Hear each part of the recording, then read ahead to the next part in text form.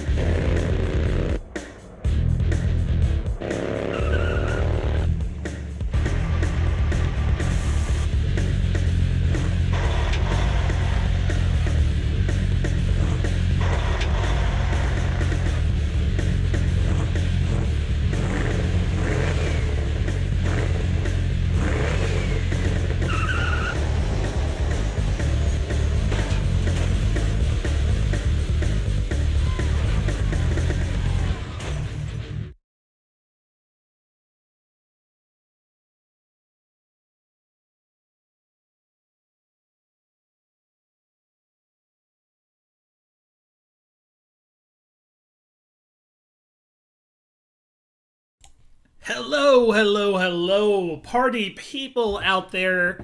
Welcome to the stream. Welcome inside DJ Vince VinnyMac's stream as we play what I consider to be the best video games ever made. So today we are here to, of course, play Destruction Derby 2, which came out for the PlayStation. I believe it was either 95 or 96. I think it was 95. And it was a game that, for me, changed the face of the world. And in fact, it was probably one of the early PlayStation games that I ever played, in addition to Twisted Metal 2, Bandicoot, and of course, the three primary Spyro games that we developed on the PlayStation. I actually remember playing Destruction Derby 2 for the very first time, like it was yesterday, playing at my friend Hunter's house, of whom was always never in the mood, so it seems, to play video games. So, for those of you guys who have never played Destruction Derby 2,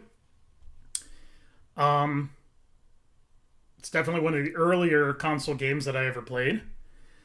And, we'll go ahead and go into wrecking practice.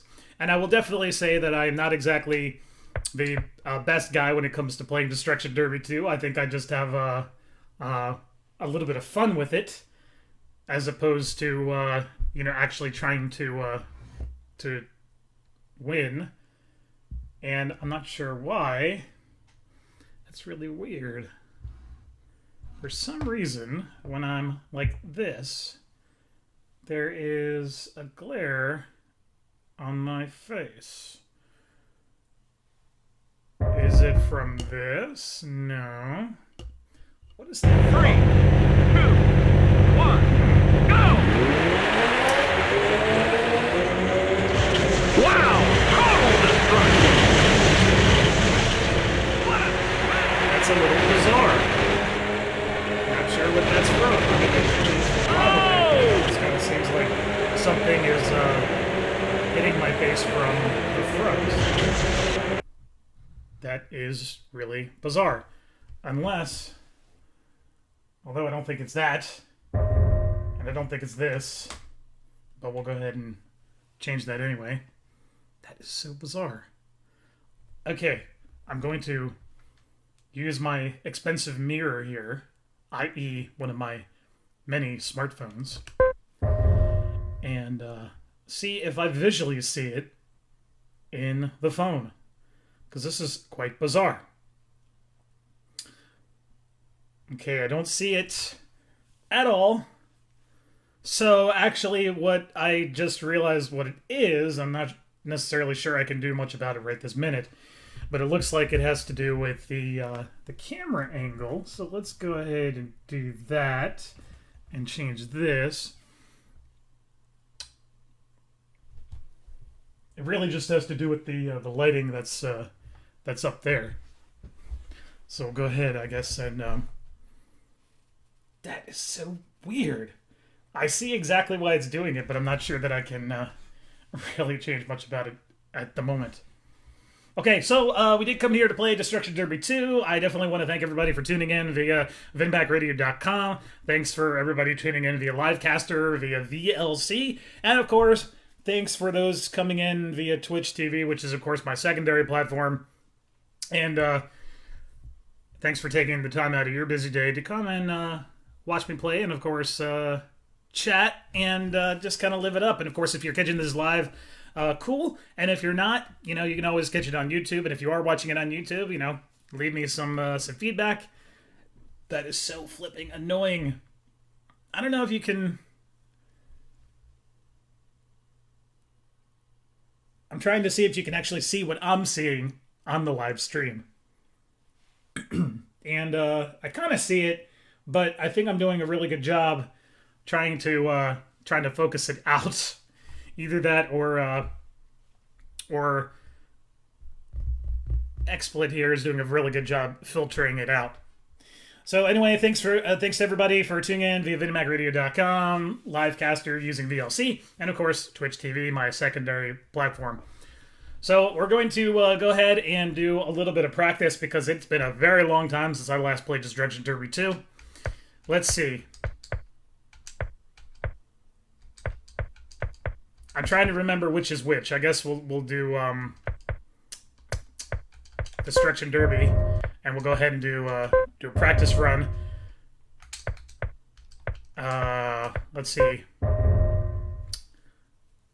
And I'm not hearing the CD player for some reason. I'm not sure why that is. That's new to me. I've never had that problem, or at least I don't recall ever having that problem. You gotta love technical problems. Okay. Usually, during this time, you hear the menu music, and I'm not hearing that right now, so hopefully that's not going to be a problem once we get into the game. Okay, Red Pike Arena. And of course, I got my Dr. Pepper and rum, as is tradition.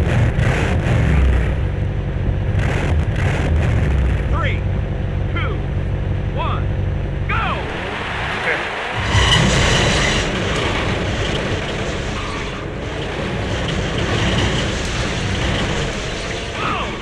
Like I said, I haven't played this in a very long time, so the controls are a little weird. I remember thinking for the longest time when I was playing this game when I was younger, wow, that didn't really last very long, did it? So you see the car and how it has the 6 points of 6 damage points. I remember kind of reminiscing about when my dad had his Subaru and how the Subaru that he had kind of had a picture of a car that looked very similar to that. And I don't know, I kind of always thought about his Subaru every time I played this game. It actually kind of looked like that too. White, 4-door sedan. 3, 2, 1, go! Woohoo! Wow! Not exactly very epic, if you ask me, but that's okay.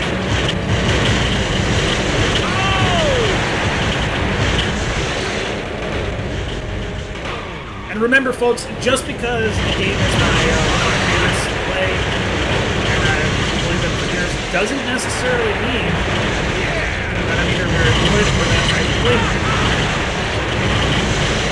Remember, I only play video games for the enjoyment, not necessarily... Oh no, not the radiator! Oh, that just... Oh. I might have to see if I can switch vehicles.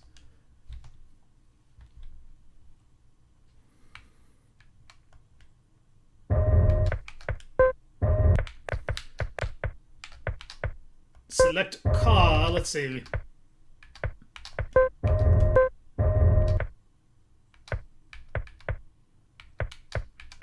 Yeah, we'll do amateur for now. Driver, start your...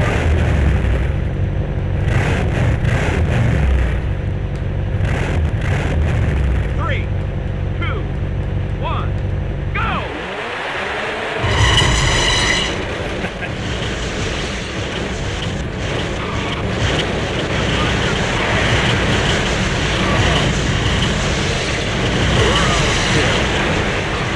Yeah, definitely.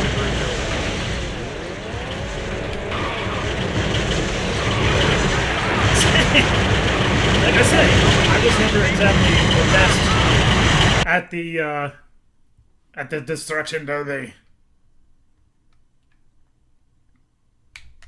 Okay, so I remember at least most of the controls, so that's kind of why I was in there to begin with. And so we did wrecking racing, I believe.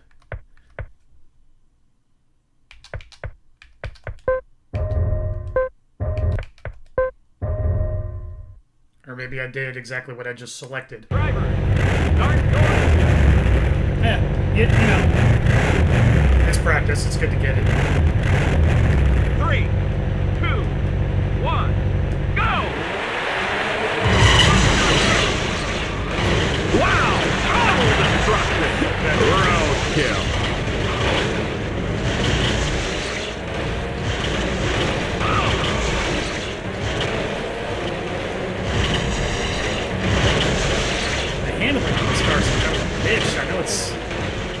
it's supposed to be tougher, but come on.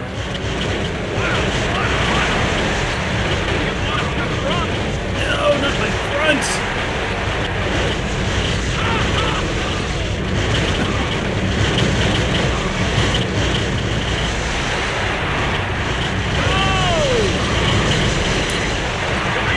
And I don't think Norwegian Metal's watching tonight. He's out tonight, but I definitely want to thank him for taking over the stream the last Saturday nights. You guys, from what I understand, had a lot of fun, and of course, Norwegian Hipster was with Norwegian Metal last Saturday, and also Rossi was over, and it sounded like you all had a good time, and folks in the stream had a good time as well. Okay.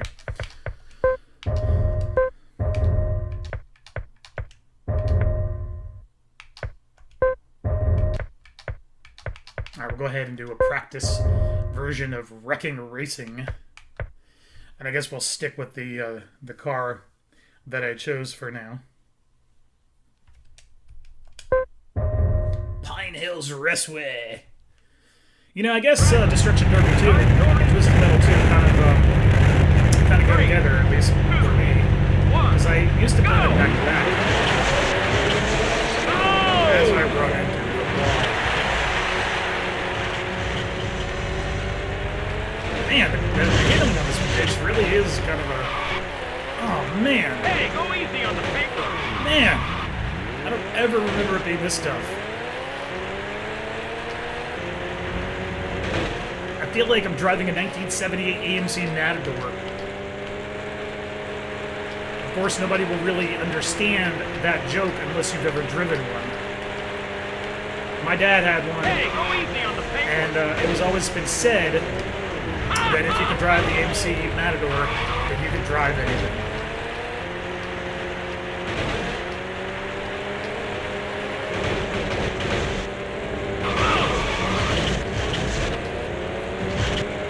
The chat on the VinnyMacRadio.com stream is getting a little rowdy, but that's okay. You lost your front. No! No! No! No! I blame the car and the controls on that one.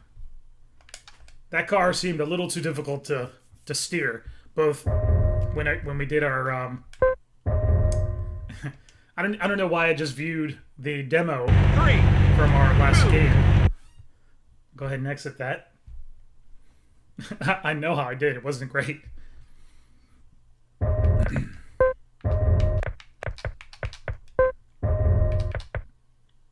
Alright, we'll go ahead and switch my car back to the rookie, because apparently that's what I am in this game. Let's see. I think it was Chalk Canyon is one of my favorite tracks in this game. Okay. And we'll continue to do practice. Got my pizza here, got my rum and Dr. Pepper here. Got everybody tuning in via 30 platforms that we support. It's a good night. It's a good night.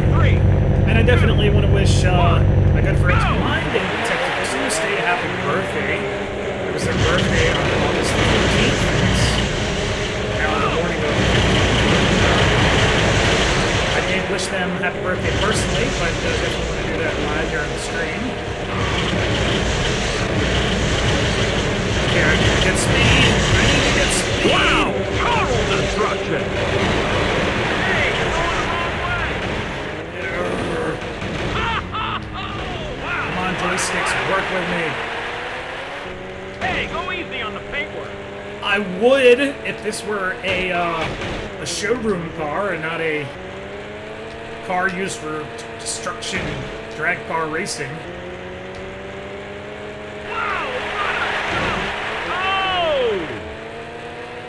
No, that reminds me. There's another game that we gotta play. Maybe we'll play it in a little bit.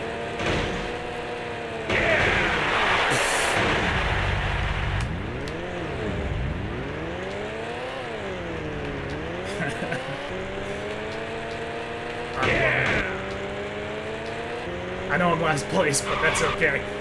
I'm having a lot of fun just crashing into things. That was one of the fun things about graphics in this era was, you know.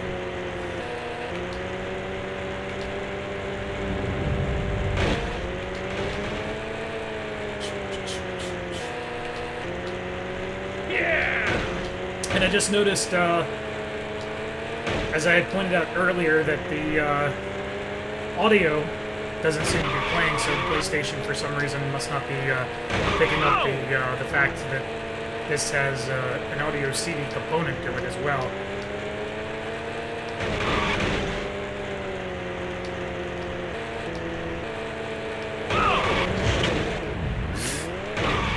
It keeps flipping me in the wrong direction every time I smack into a car.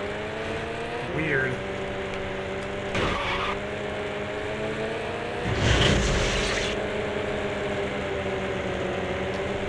Watch it! Now that was my fault.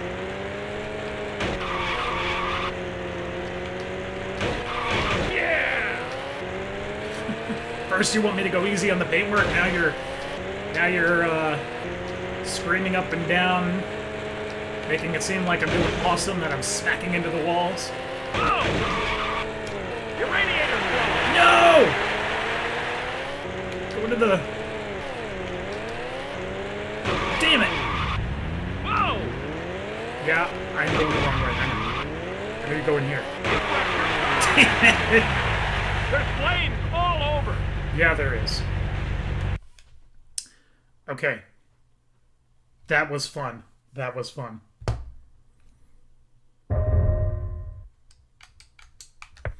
And the funny thing about Destruction Derby is it was kind of one of those games that always led me into Twisted Metal 2. So kind of what I was thinking about doing tonight is, in addition to playing Destruction Derby 2, which I kind of played as much as I typically would play when I was younger, particularly if I'm by myself. Now, if I'm with a friend, I would definitely play multiplayer and beat the crap out of his car. But since it's just me, I think this is a good segue to go ahead and get into Twisted Metal 2. So I'm going to go ahead and update our listing here so that the people know what we're doing. Twisted Metal 2. That didn't take long. Alright, let's take a look. We've got to update the people with what we're doing.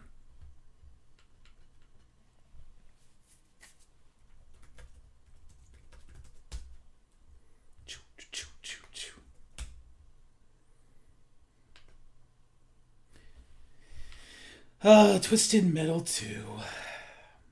How I love it. So much. So much. I hope you love it too. It's another one of my personal favorites, and I hope that you can at least appreciate it.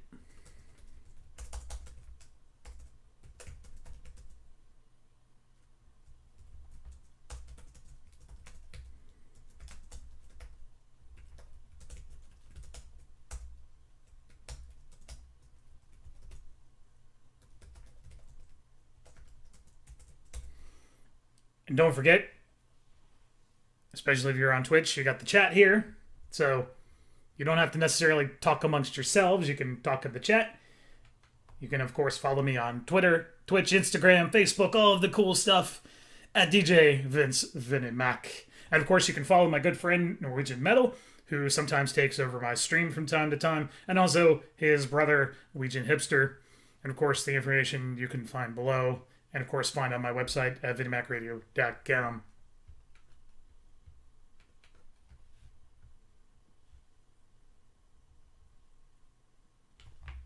Alrighty.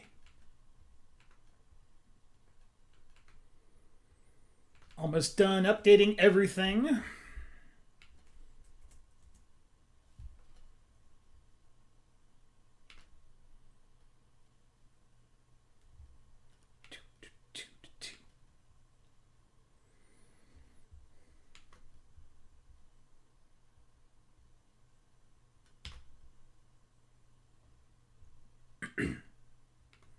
Alrighty.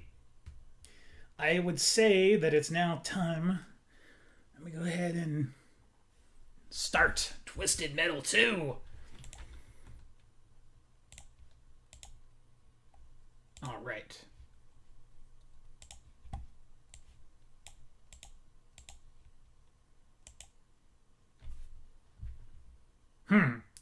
Well, that's no good.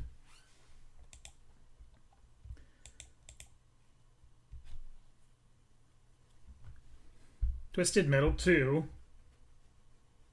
is in here. Huh. I need to try something here.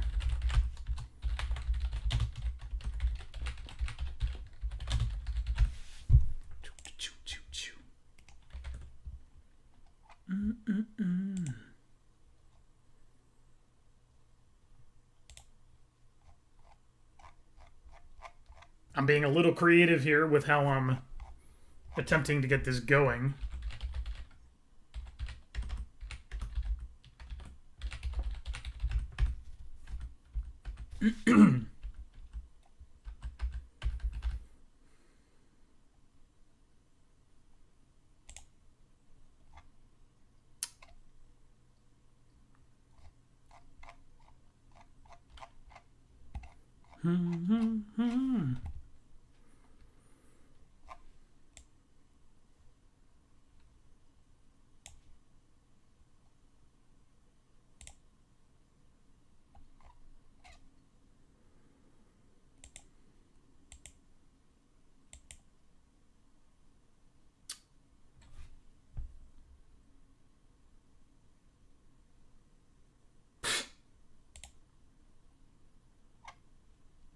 Sometimes.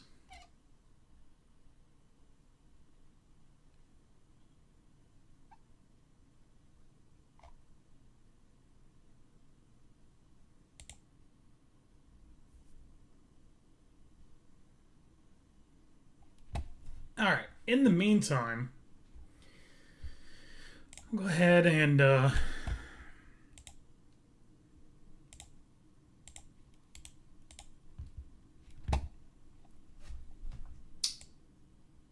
go ahead and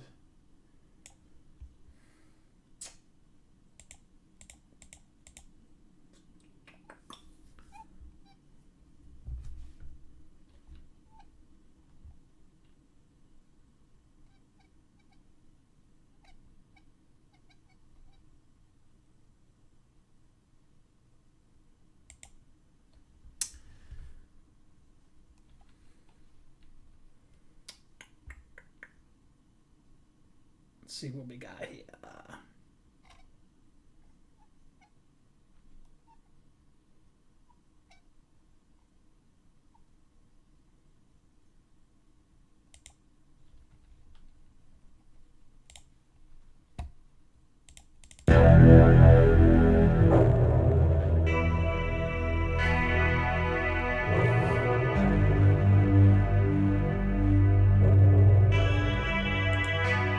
Don't worry, guys. We're gonna get it. We're gonna play it. I'm gonna drink some more of my Dr. Pepper and rum. Make sure that if you drink, that you're drinking responsibly, much like I'm doing tonight. And of course, I got my pizza. Every time I order around midnight, my closest Pizza Hut seems to decide that they are magically out of the ingredients to make whatever pizza it is that I decide to order. And I asked them about it tonight, and they gave me a wrap of crap, of which I'm going to have to bring it up to the folks over at corporate, because unfortunately this should not be happening multiple times in just a matter of a couple of weeks. Trust me, I bet you would be pissed if you wanted some food and it happened over and over again and you kept getting told, when it's probably just the fact that they don't want to do it and it's close to closing, and you're getting told that they're out of the ingredients and can't make it. I find that to be a little coincidental.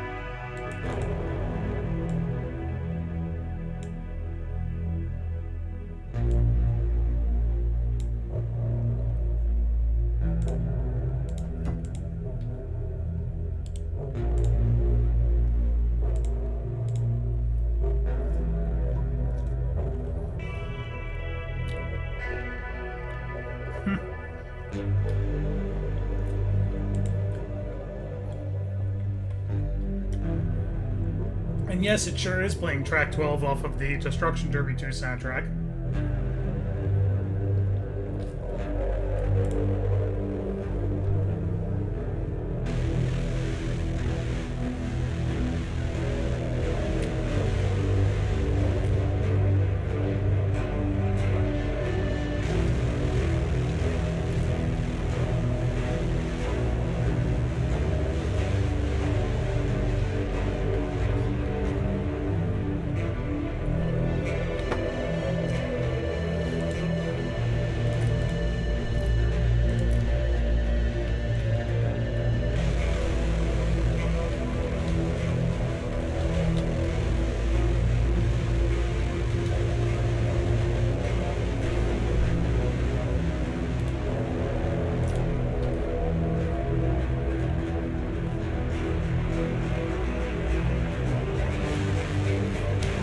Okay.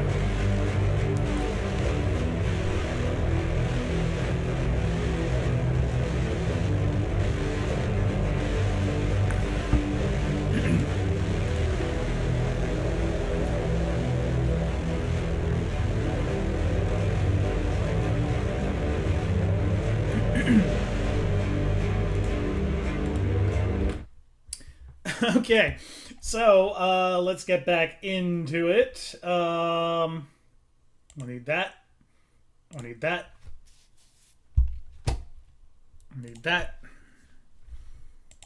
A lot of logistics involved with doing this here. Believe it or not. Oh, and speaking of logistics, I definitely want to thank the fine folks at the VinnyMac Productions Broadcasting Control Center in Huntsville, Alabama, for the fine folks who monitor the stream and, of course, monitor particularly the VinnyMacRadio.com private stream, because that is, of course, what makes all of this possible. Okay. So, let's get into it.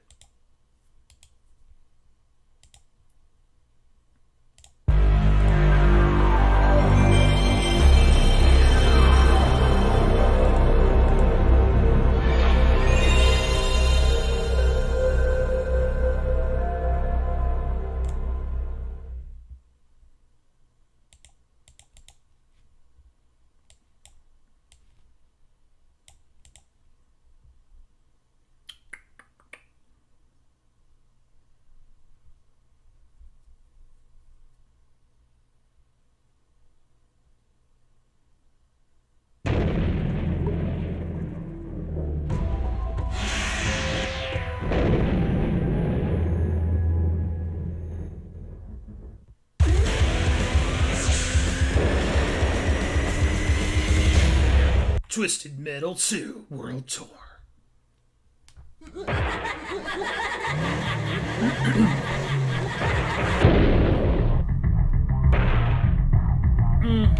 Make it easy.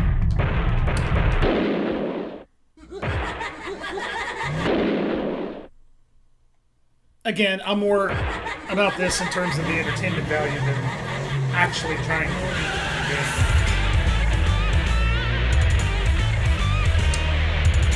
Remember, folks, relax, have a good time.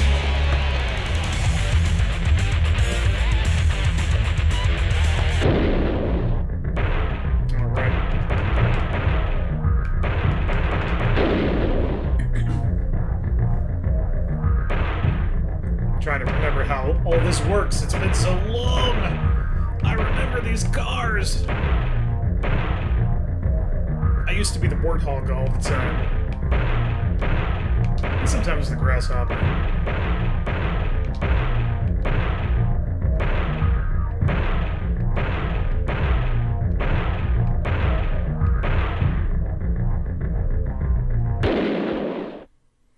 And now remembering the controls. I just do that. I think I did. That's okay.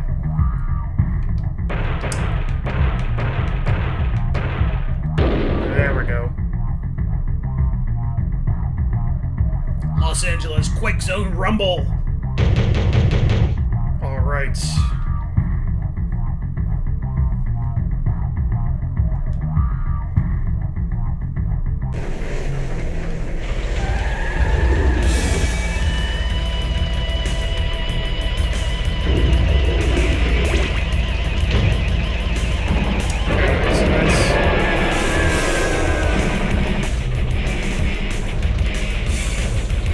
Play this thing.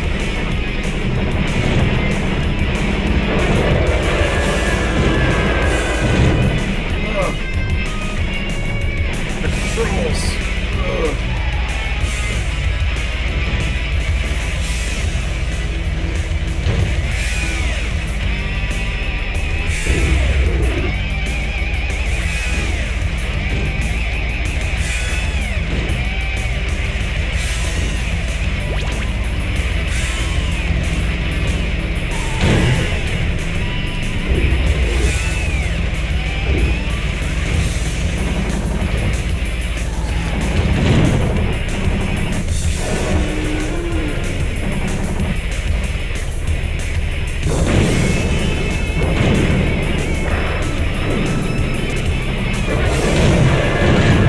Controlling these cars in Destruction Derby 2 is a pain in the ass if you've never played this game before. Yes, it could be me, but that's my opinion. I do like the music though.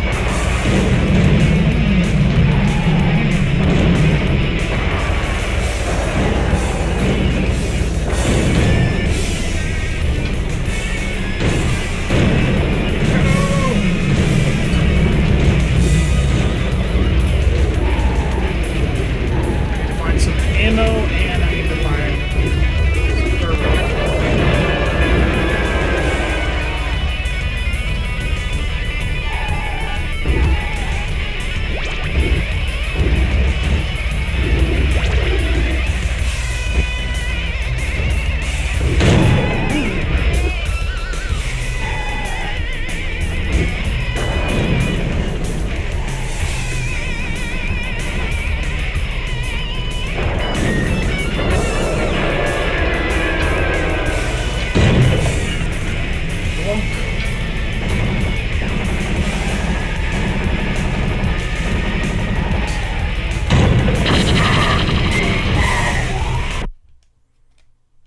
Yeah, I want to resume. What kind of crap is that?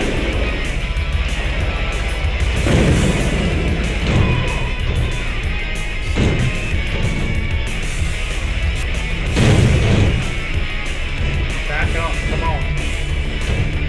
Okay, now you're backing up too much.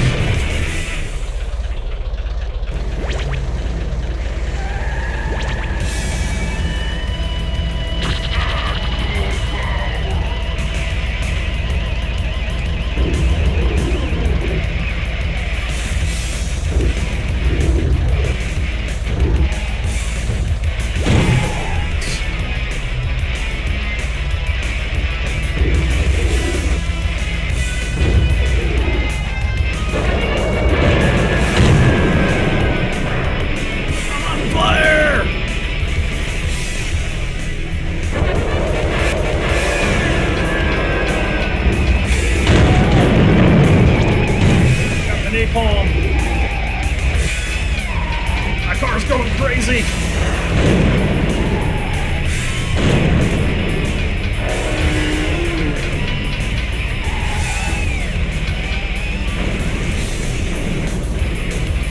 Go away, grasshopper.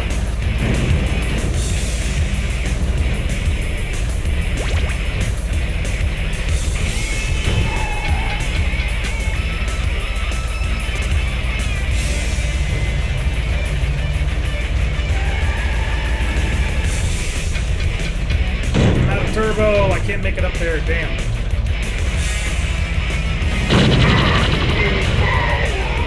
Damn you, Axel. Bitch.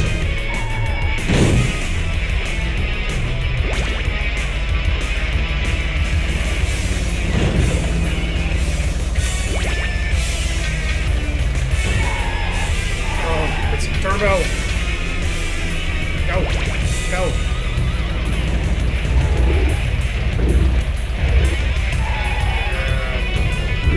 That's my car. It didn't freak out.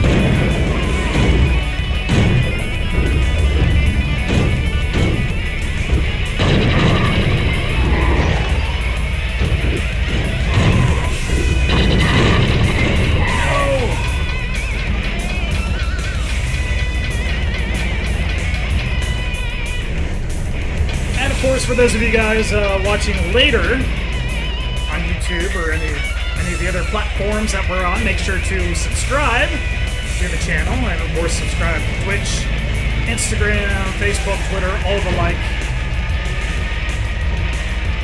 We have fun here. That's what we're all about.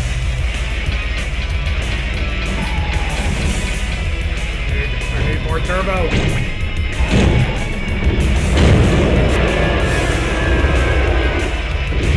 Turbo so I can fly across the map like that.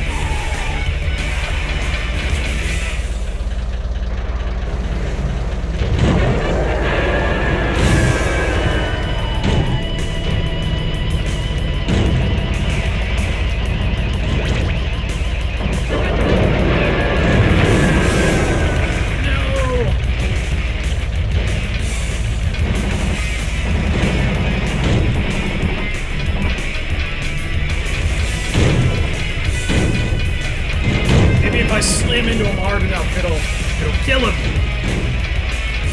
Maybe not. Who knows?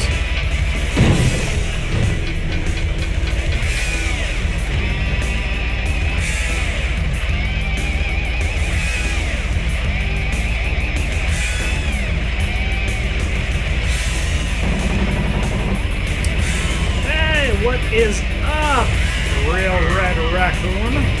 I'm just goofing off in Twisted Metal 2 right now. Literally. Oh no! I'm sucked up in the Twister. No! No! It was bound to happen.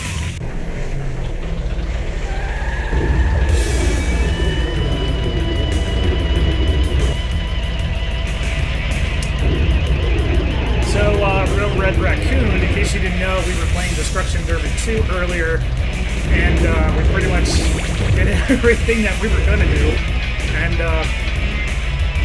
as was the custom when I played Destruction Derby 2, after I was done playing Destruction Derby 2, I would play Twisted Metal 2 for a while, so that's essentially what we're doing here.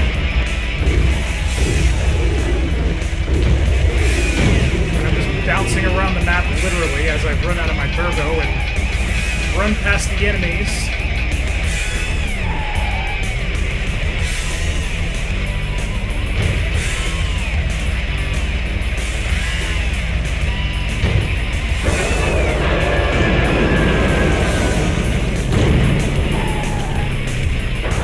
Turbo.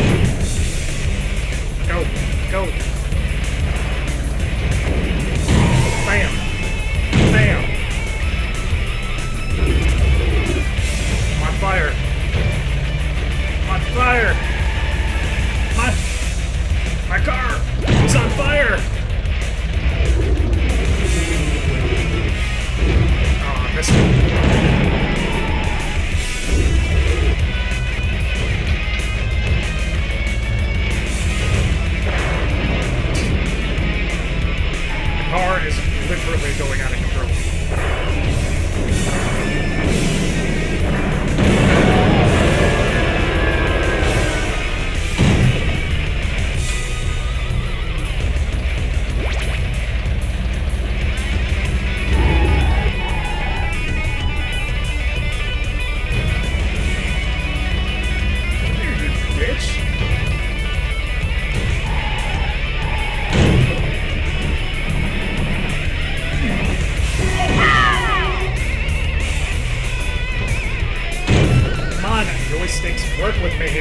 your 32-bit and all, but come on.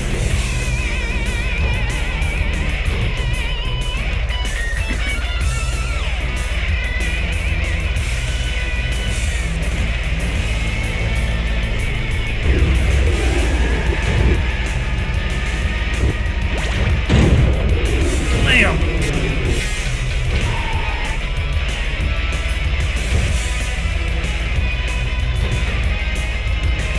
I'm just chilling. Not really worried about the objective.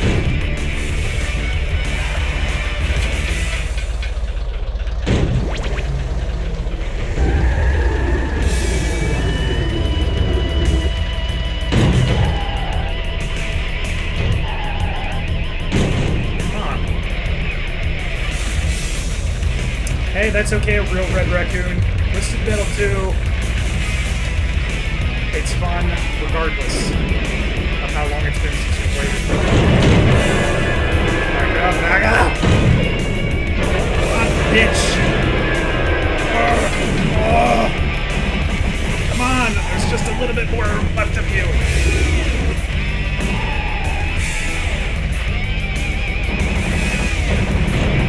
I tell you, the controls, especially if you're trying to get close to the guy. Yes, there we go. He's dead. Jesus!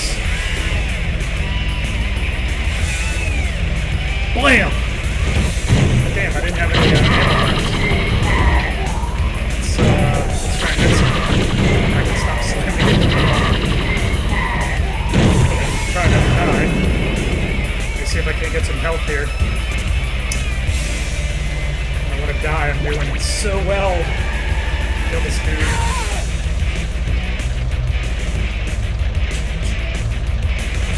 I love the music in this game. I don't know about you guys.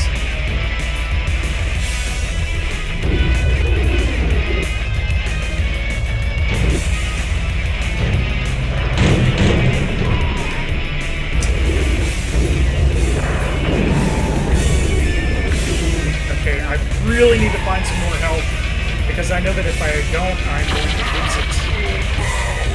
And I will not survive.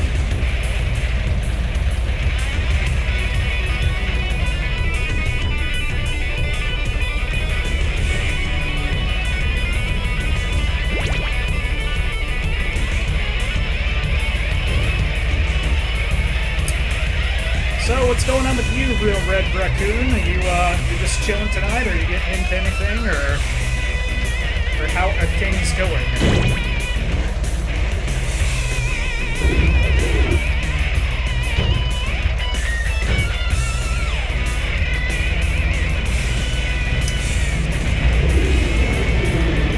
What did, like, all the health disappear? Are we at that stage of the level? Where we're not allowed to have any more health?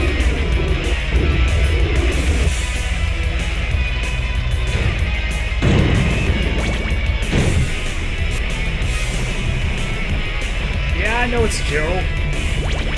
You cool dude. No, no, no!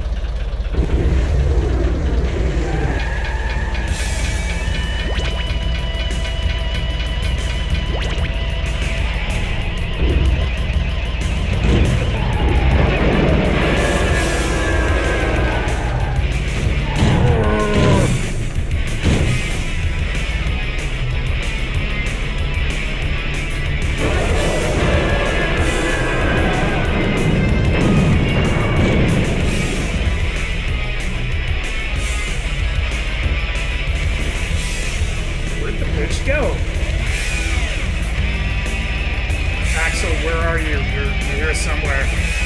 You're not on the map, but oh, I saw you. Where are you? Where are you?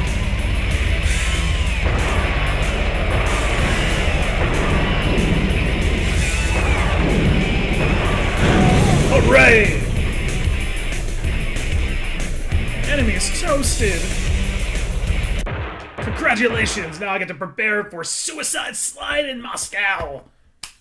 Hooray. My favorite, not really, but, yeah. Have our rum.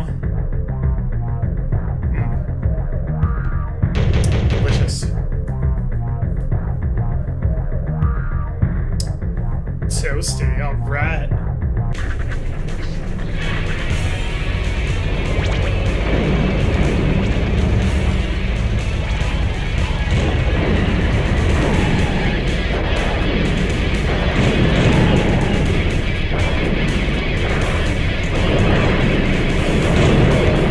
that has like no whatsoever.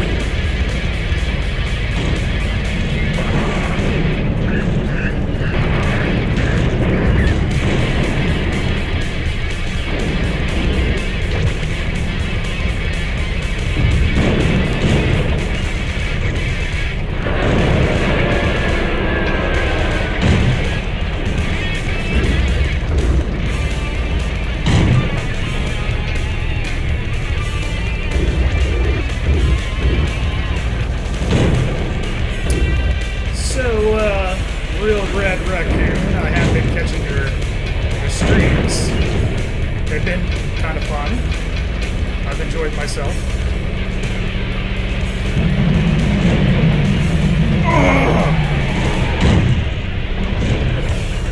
I tried to get the help, but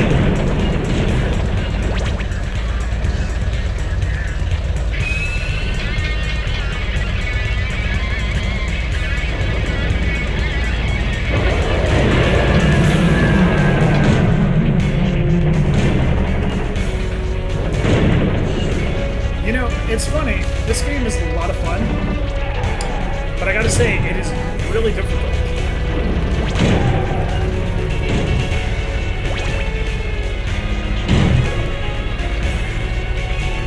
And that's always been my impression of the game.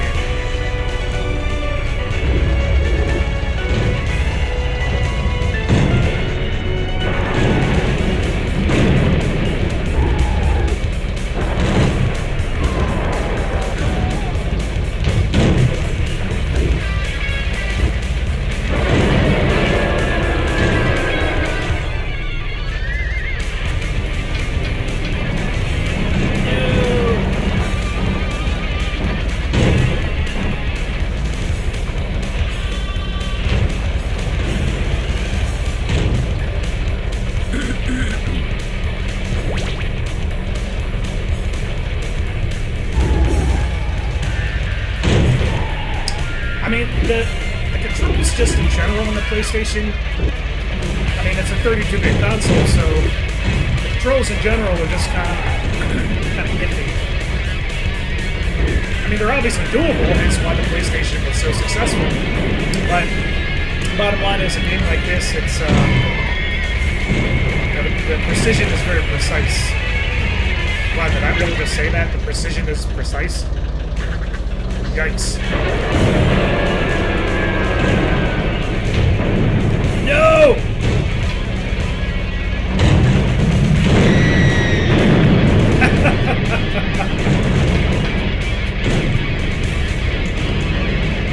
No, no, no.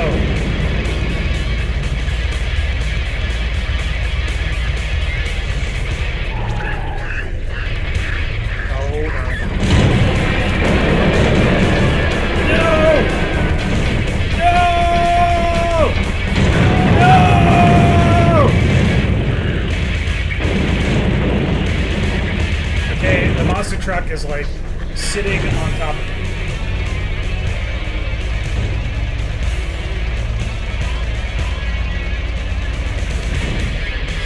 Precise precision, yep. So, Real Red Raccoon, you missed my little spiel about how every time I order from my local Pizza Hut down the street, at around, I don't know, 11:30. Every time I order around then, they call me up, like, right after I place the order, and say, oh, I'm sorry, but we ran out of the ingredients to make your pizza, and I'm like, how do you do that, like, 14 times in the last 2 months?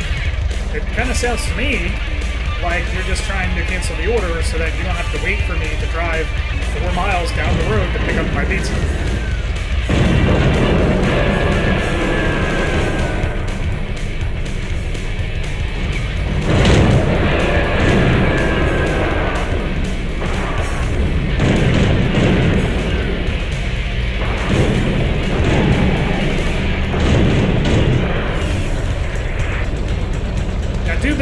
mean, I do order, different styles of pizzas, so it's not like, they're running out of the same ingredient every time.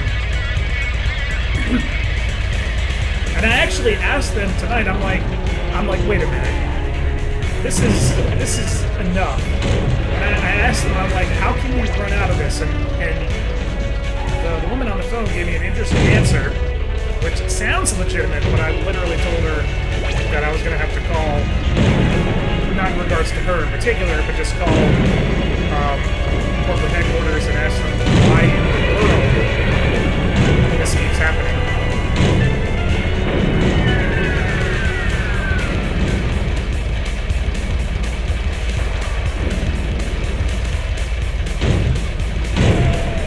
Okay, this level's a pain in the ass.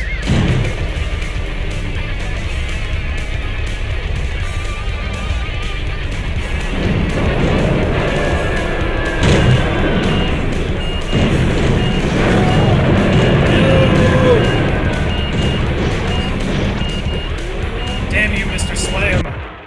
You got me. You got me. Alright.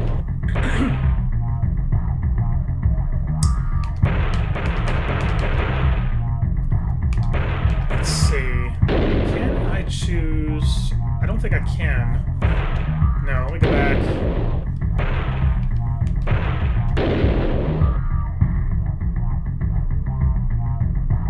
Okay. This is what I wanted. Okay, we got Monumental Disaster in Paris. We got New York, The Big Leap, one of my personal faves. The Hong Kong Crunch. Let's do The Big Leap. That's definitely one of my personal faves. And we'll stick with the Warthog. That's, as I said earlier, that's the car of choice in Twisted Metal 2.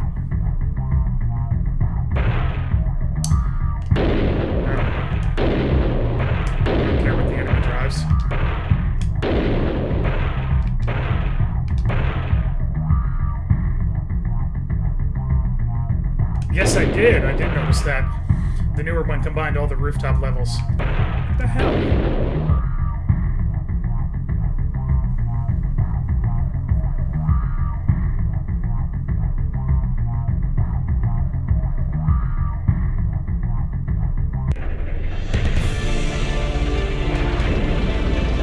And I like the intro music to this level, too.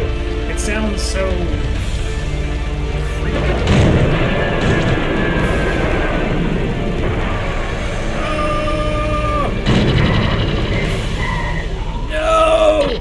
You gotta love that static image. As I fall off the, what seems to be a parking deck high up in the sky.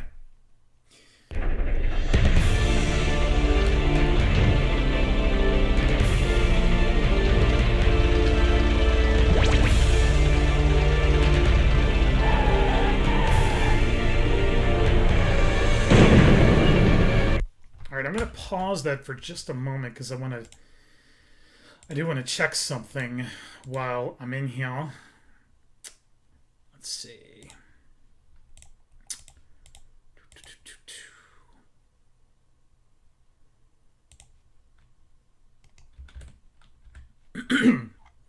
I think probably in just a little bit we're also going to play a little Crash Bandicoot as well, because that's one of the games that some of the people are requesting here on the VinnyMacRadio.com chat. And I just want to make sure that I have it at least ready to go, so that I don't actually have to go and grab the physical disc. I can just load it on my PlayStation, which I custom designed and actually holds my second copy of my discs. That's one of the things you'll find interesting about me, is that it's not unusual that I may have 2 or 3 copies of a game.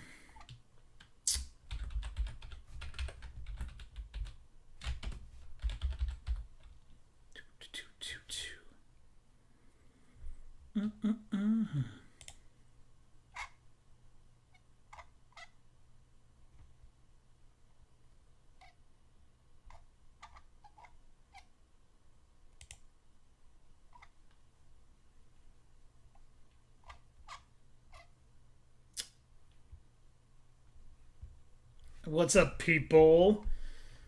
Right now, I am working on preparing the heck is that?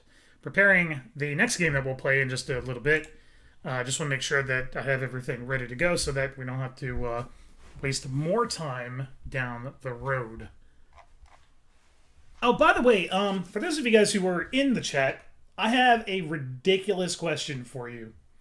And nobody has been able to answer this question in probably the 20 years I've asked it. So, the question is, there was a commercial when I was a kid that came on for a PlayStation game. And the gist of the commercial was you were kind of in like what appeared to be like a medieval doctor's office. And you had kind of a hot nurse and cool looking doctor. And you have this dude who's all wrapped up in gauze and looks like his whole body is steaming from lava burns. And the nurse is explaining everything that happened to this dude, and apparently this dude's name is Billy, and explains all the trials and tribulations that he went through that pretty much got him in the medieval hospital, if you will, to begin with. And I have never been able to figure out what the name of that PlayStation game is. I saw that commercial, I think, maybe once or twice, and I could never figure out what it was, nor have I been able to find any remnants of what it might have been. Which is definitely unfortunate.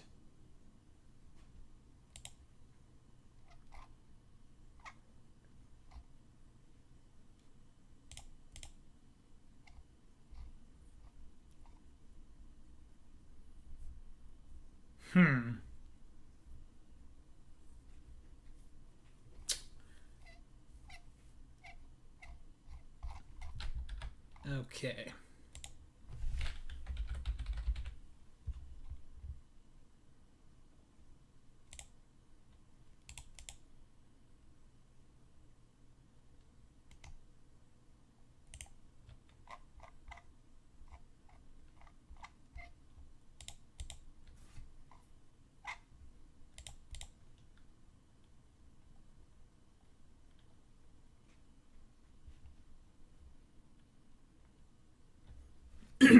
I kind of want to give somebody a prize of some kind if somebody can figure out what the name of that game is. It's been bothering me for 20 years. And for those of you guys checking this out on YouTube later, if you know, comment in the description below and potentially even send me a message on Twitter and let me know what you think it might be, because I have been, like I said, trying to figure this out for a very long time, and I honestly don't know what it could be.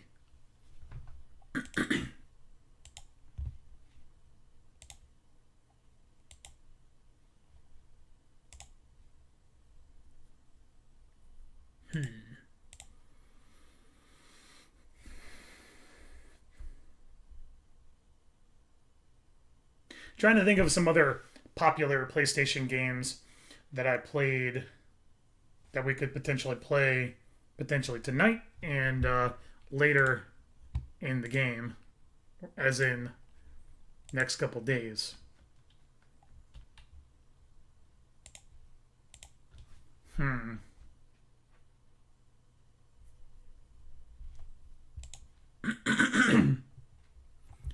Thrill kill. Huh.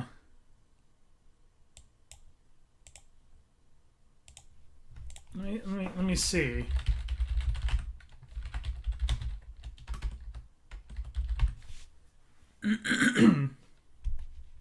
Oh, and just so you know, this dude whose name was Billy apparently I mean, he looked like this really rad dude.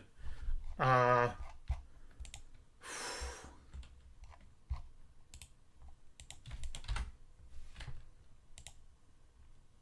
no, definitely was not thrill kill.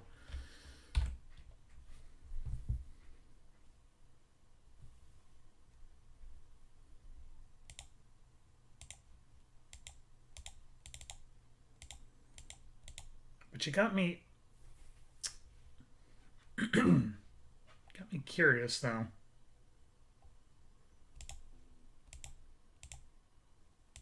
Hmm.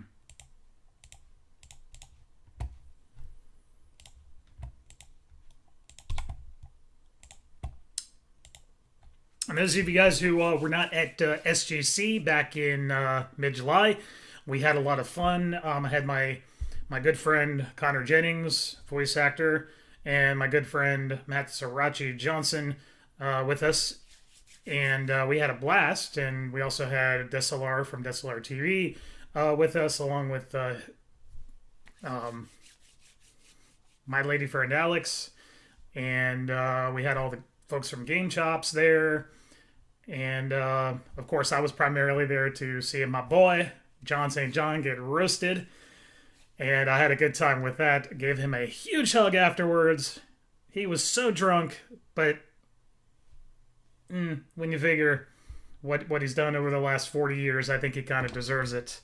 So, and if you've never met John St. John, he is definitely somebody to meet in person. He's somebody who was definitely true to his fans, and somebody that I definitely admire from the role of a quote unquote voice actor slash celebrity, because I've been in the broadcasting industry about half the amount of time that he has, but nonetheless, I know how he feels. Alright, so looks like we got some stuff lined up. I got Crash Bandicoot ready for after we're done with Twisted Metal 2. He had so much tequila during the roast.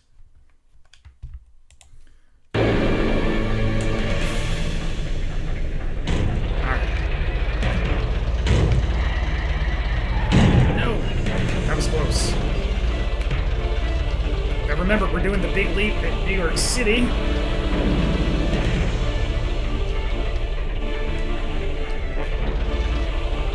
So I have to be careful not to fall off the edge like I did a moment ago.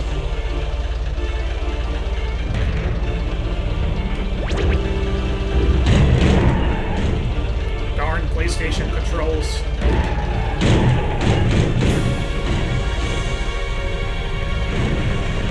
This level was kind of tough, not only because you had to be able to stand on the buildings, but also that there were just so many areas of this particular level.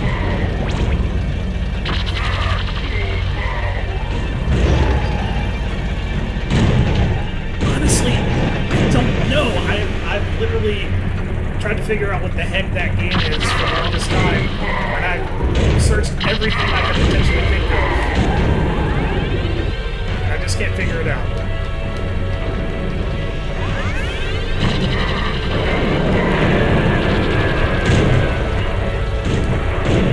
Back up.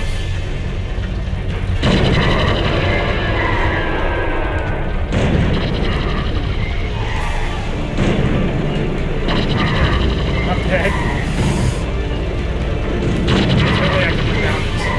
Alright, so I have 0 lives, so we'll go ahead and power off the PlayStation, and we'll go ahead and we will get into Crash Bandicoot.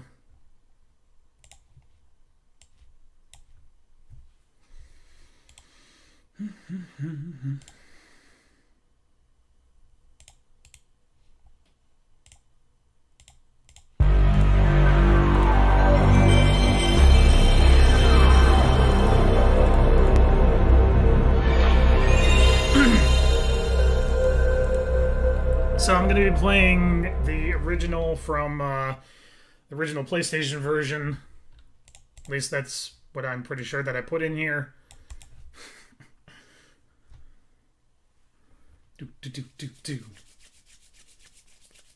Come on, you're taking forever to read the disc. There we go.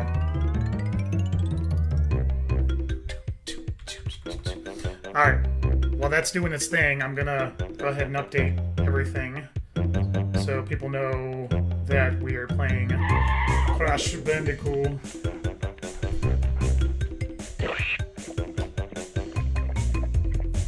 I remember playing this 6 months before it came out. A friend of mine worked with Naughty Dog Studios to develop the game, and I got to play it a couple months early while they were doing playtesting and all that good crap. It was an amazing game, and it was so wild that I got to play it.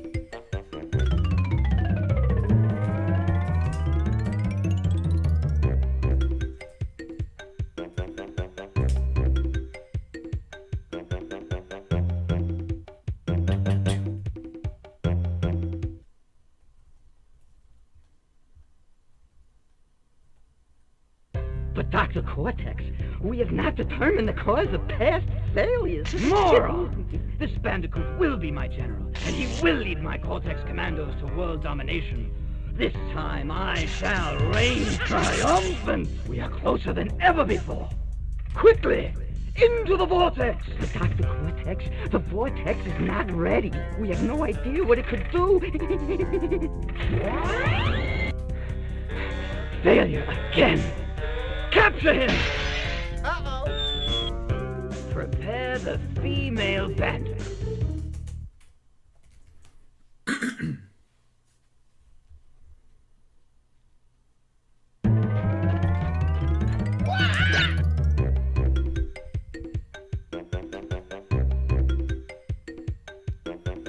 The music is just so awesome in this game.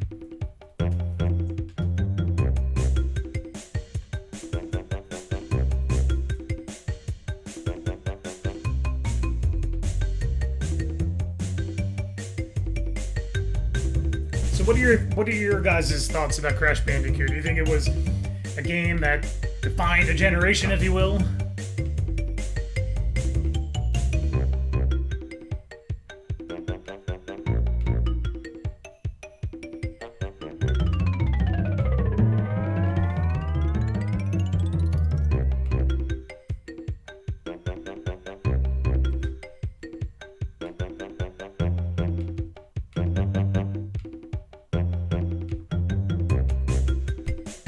Right.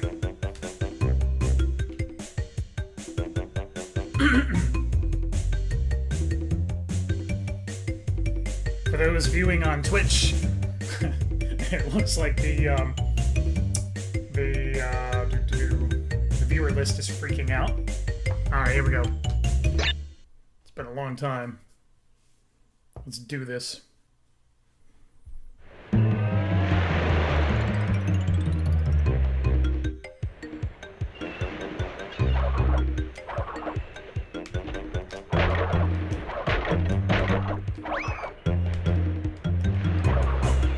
Spin, spin, jump.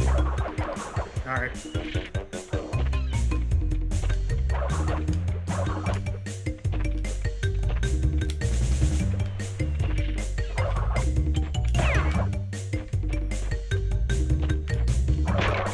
What have I got?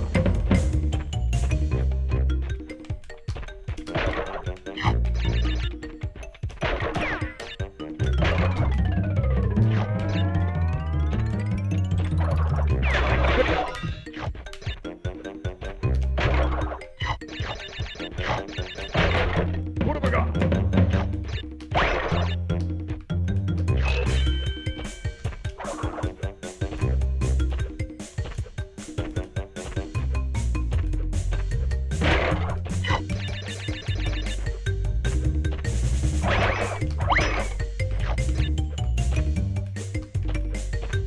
Checkpoint!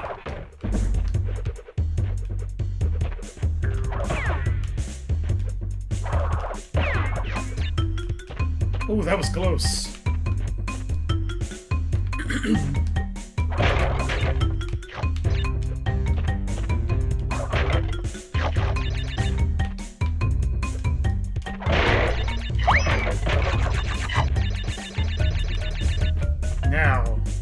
way should I go?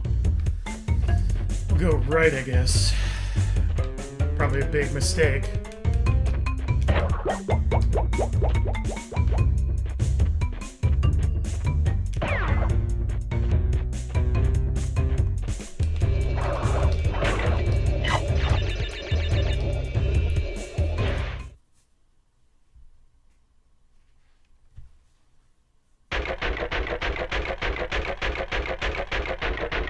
I missed 14 boxes, what? It's probably from that other side.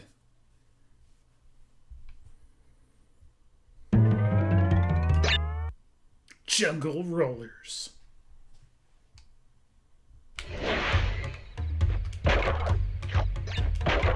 What have I got? Now...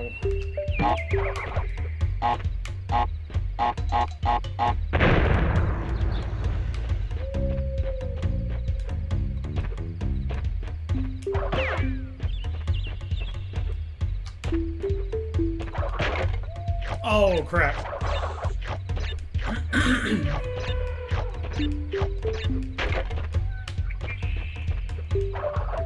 No. Crap. What have I got?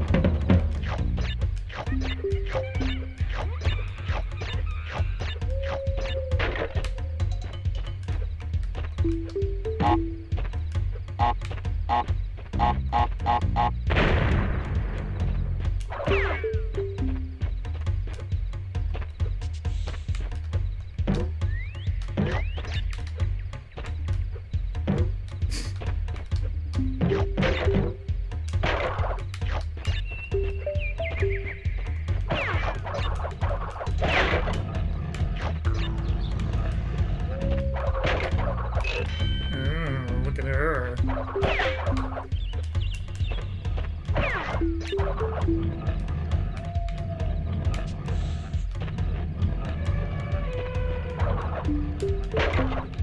What have I got?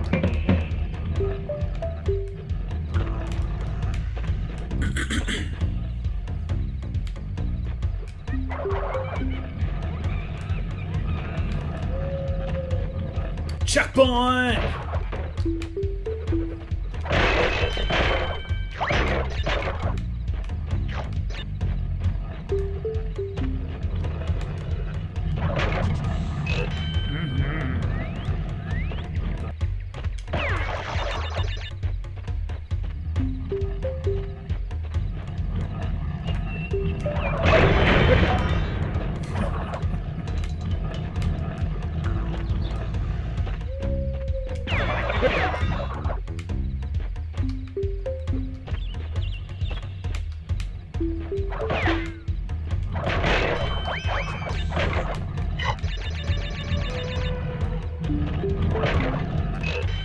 You know what it's time for?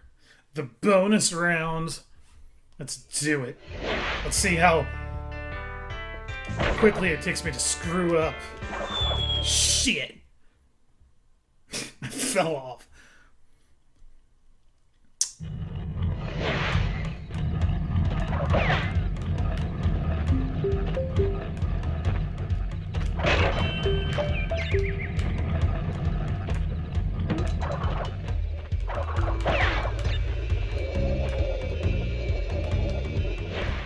Crash Bandicoot.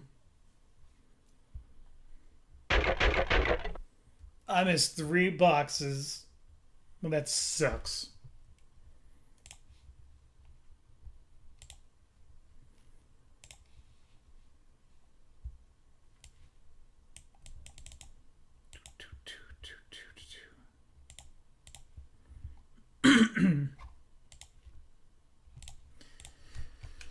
All right, back to the map. The Great Gate. Get some more of our rum and Dr. Pepper here.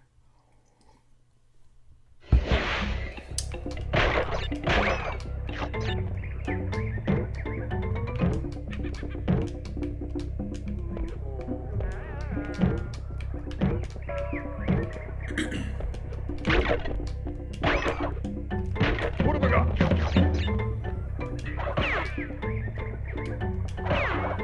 You know, it's amazing, and I've said this before, but it's kind of interesting how it's been a very long time since I've played this game, and it's interesting how much you remember.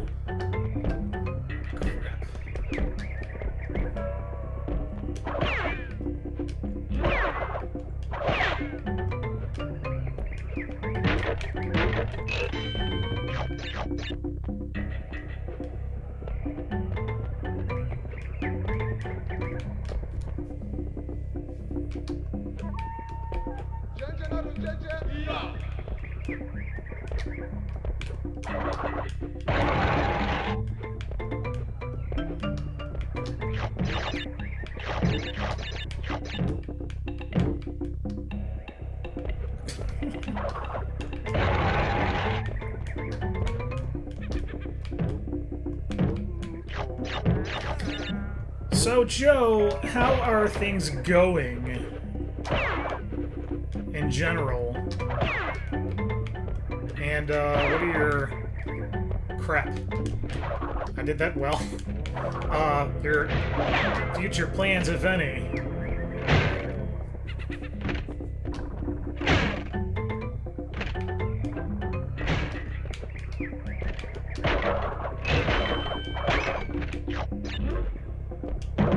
Crap, I forgot about that bitch. Damn it!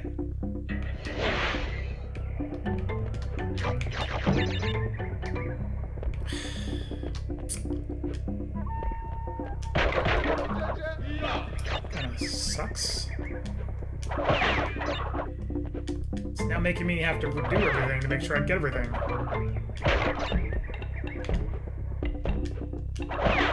Which means I'm gonna have to come back. You bet, Joe. It's very important that all my viewers What have I got? are doing well. And for those of you guys who don't know, I'm very big when it comes to the support of both the video game and video game music industry. And I try to help everybody that I can, both financially and physically help.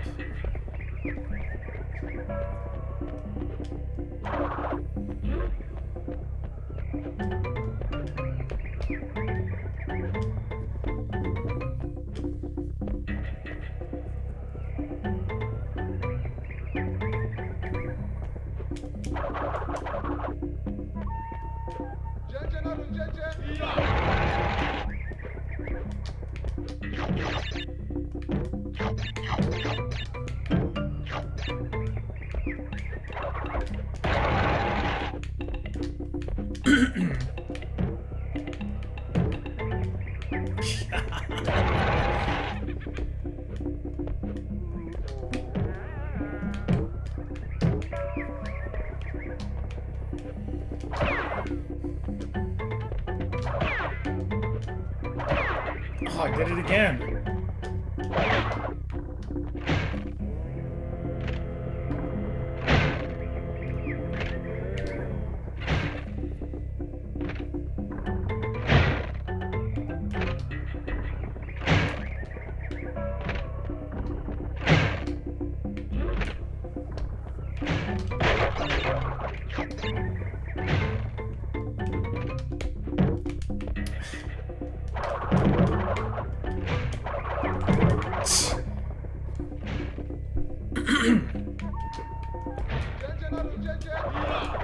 Not again. Alright, this time I'm just gonna take the bitch down. And I swear, I did it for the third time.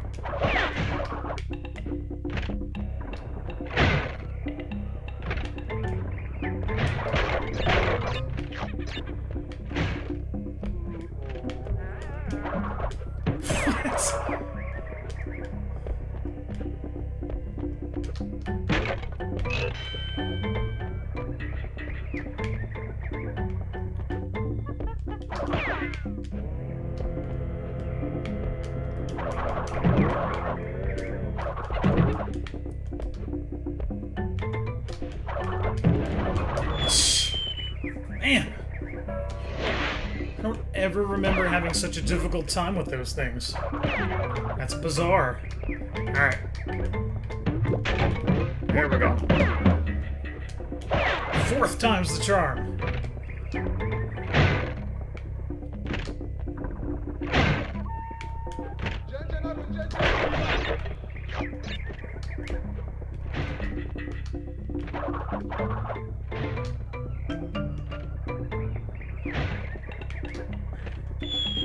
Okay, I did that to myself.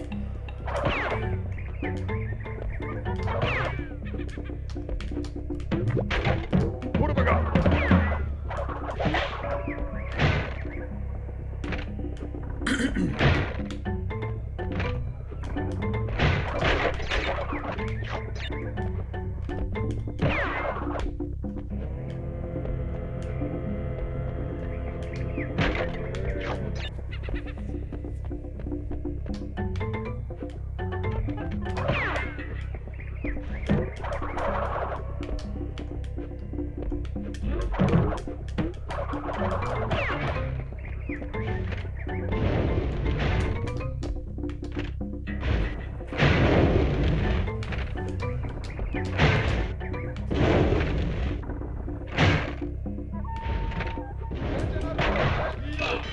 Alright, let's see how fast I can fall off the bonus round platform again.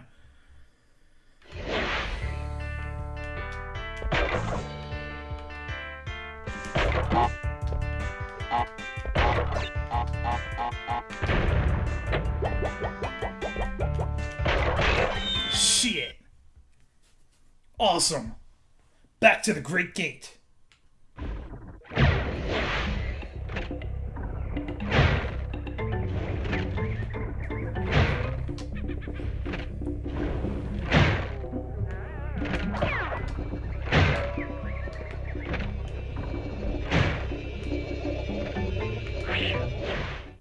Yeah, you're telling me, Crash.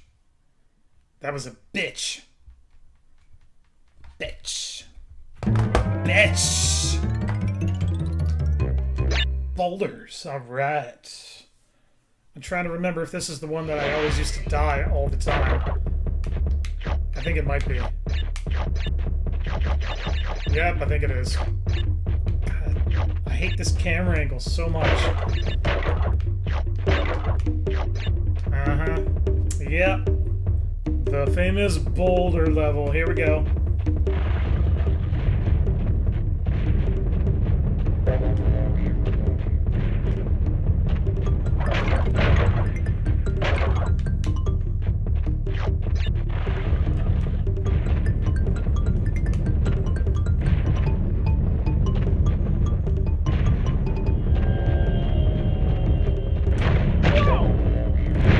Damn it.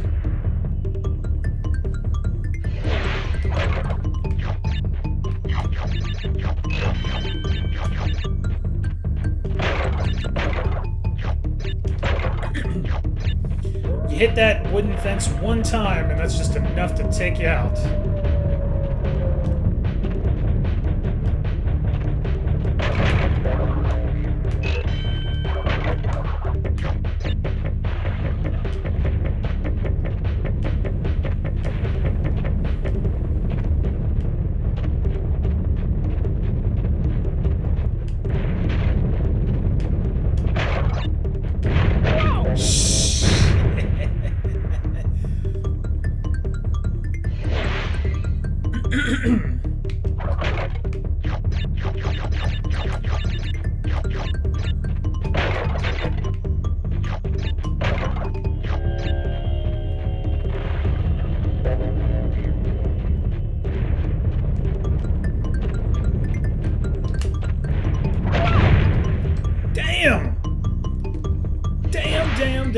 Damn. Fuck even. And I rarely say that.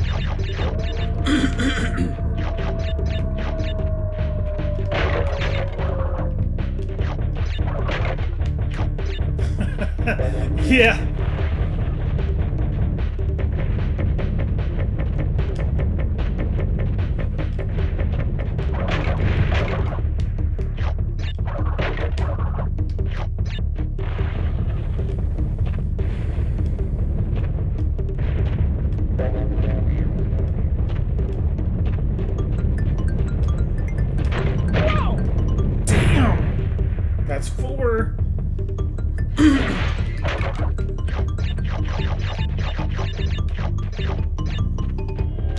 see if the fourth time will be the charm this time, like it was earlier in the previous level.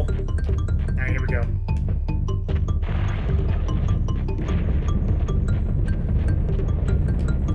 Crash, you look worried. Whoa.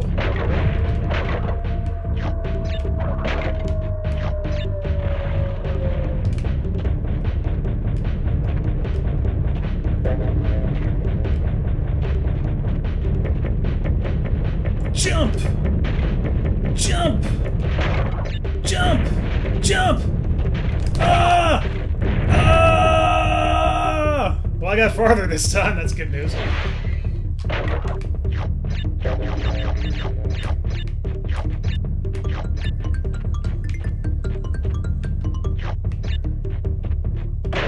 Again, I really hate this camera's perspective. It's not my fave.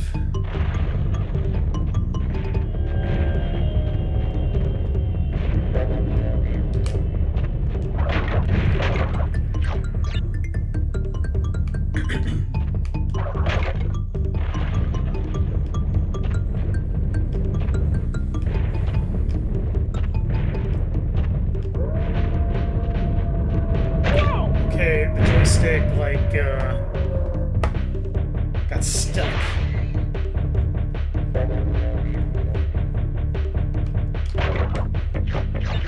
Crash is getting a little tired of this nonsense.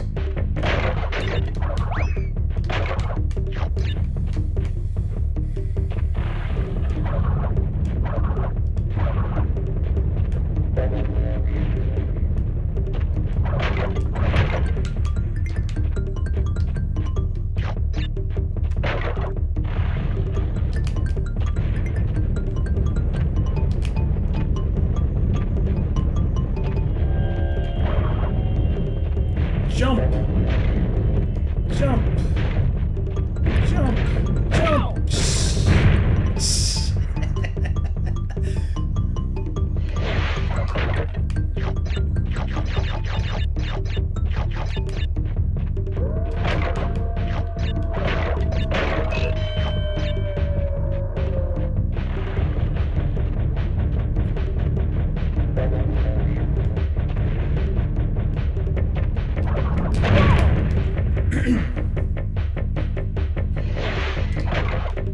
Alright, what we're gonna do is if I continue to die and I use up all my lives, what we're gonna do is we'll come back to Crash Bandicoot along with some of the other games we played tonight at a later date, and we'll play a similar game which uses the same level layout and concept, and we'll play just briefly Scooby-Doo and the Cyber Chase,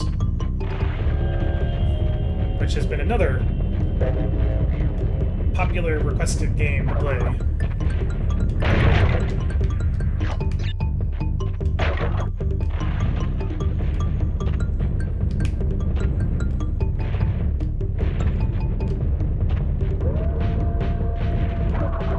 Jump!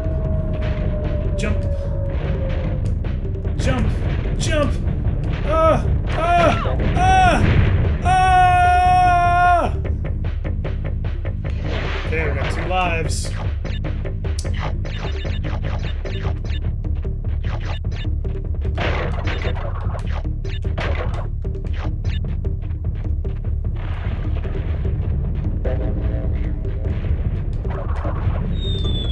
That was my own darn fault.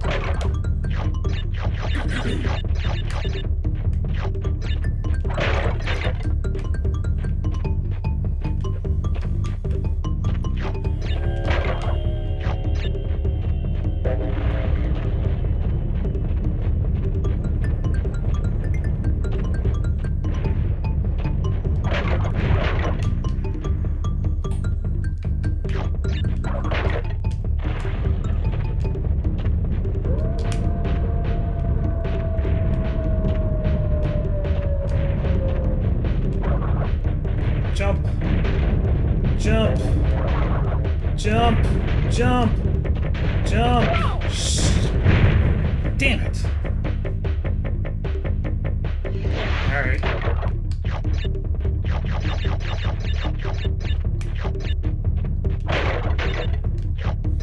Remember, kids, we're having fun.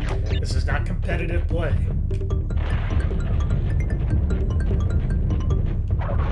Well, we're all about relaxing, just having a good time.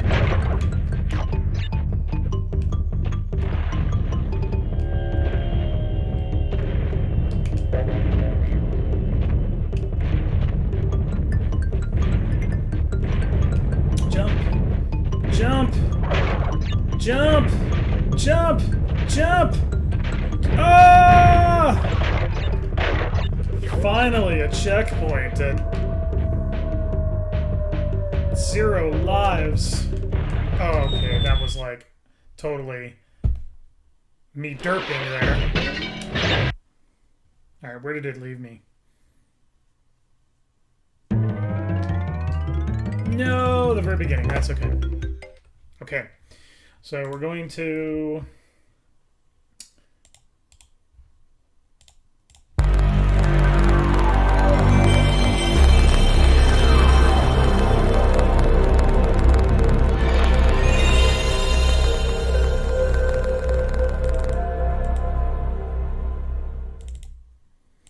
Scooby-Doo and the Cyber Chase. Update our info.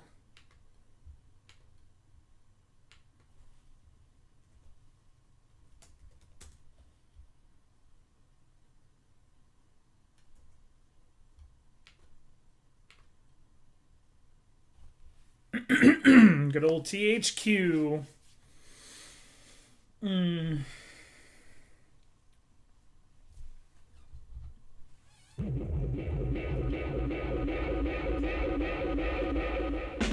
Scooby-Dooby-Doo, where are you? We got some work to do now. Scooby-Dooby-Doo, where are you? We need some help from you now. Come on, Scooby-Doo, I see you. Let's see what options we got. Okay. Nothing interesting.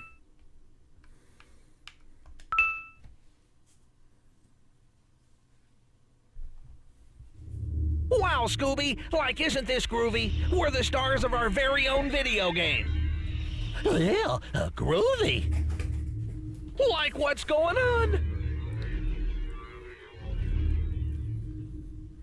I've spread my evil virus all over this game. You'll never get past the monsters I've unleashed. Rikes! Monsters! I'm with you, Scoob! Like, let's get out of here! You can run, but you'll never escape. This is my game now. I say we make like a tree and leave. Hey guys, are you all right? You look like you've seen a ghost.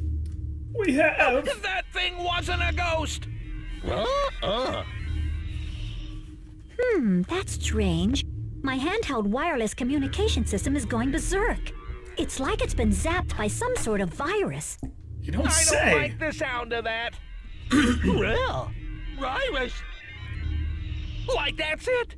That scary thing told Scoob and me that it was spreading a virus all over our game. Let me see that, Velma. Seems like it's working again. There's a message in your inbox, Velma. I challenge you to play this game. You'll lose it every time. The phantom virus always wins. Success, it will be mine. Jinkies, a phantom virus. Sounds like a job for Mystery Inc. But how are we going to capture the phantom virus, Fred? By splitting up. Daphne, you and I will go look for a trap. Velma, you stay here and try to determine the exact location of this phantom virus. Scooby, Shaggy, you guys go into the game itself. If you find the virus, get it to follow you back here so we can catch him. Hey, where are you guys going? Who? Us? Oh, us? Come on, guys. We can't do this without your help. Like, sure you can. Would you do it for a Scooby snack? No way. No way. Would you do it for 2 Scooby snacks? Well, would you do it for a whole box of Scooby snacks? Velma, old pal, you got yourself a deal. Yeah, yum, yum. Here, take this with you. We can use it to talk to one another. It looks like some of the levels are locked.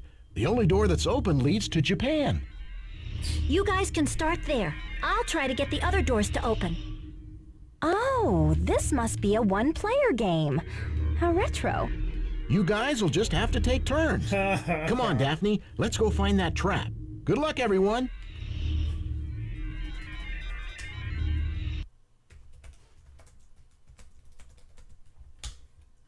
Saving your game is always a good idea when there's a phantom virus around. Come and see me whenever you want to save your game or take a break.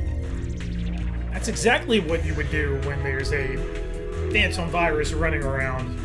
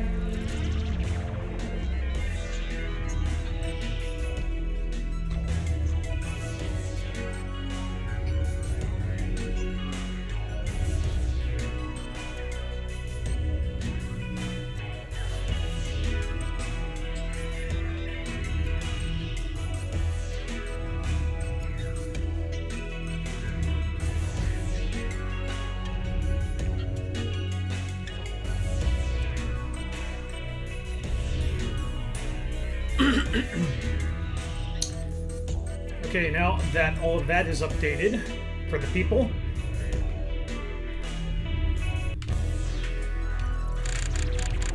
Level 1. Bye, Scooby.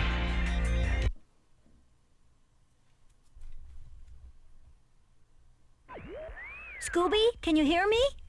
It looks like you've landed in Japan. It's one of the most beautiful places in the world. But in the hands of the phantom virus, it's sure to be one of the most dangerous as well. You can do it, Scooby. That's right, Scoob, old pal. You can do it. Well.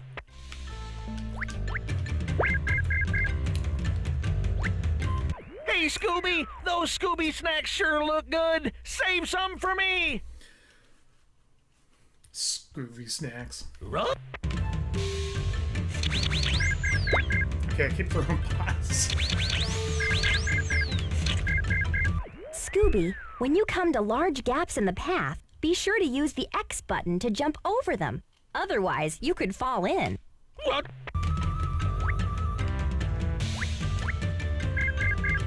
Hey, what's up?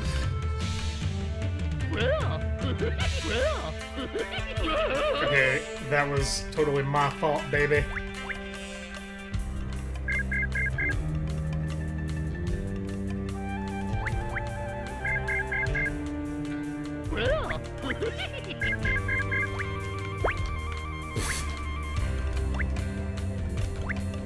There we go.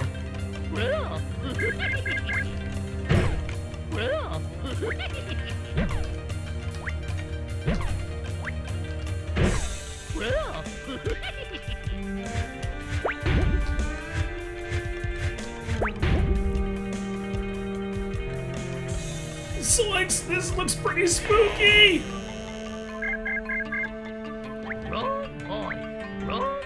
I love hamburgers.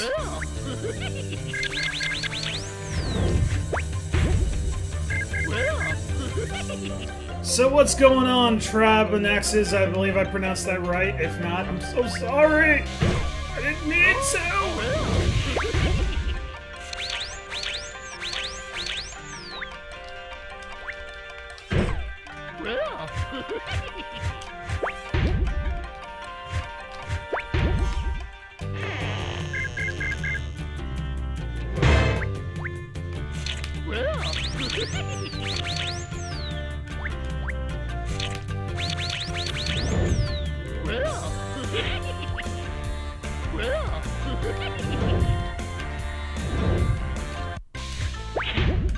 Damn it.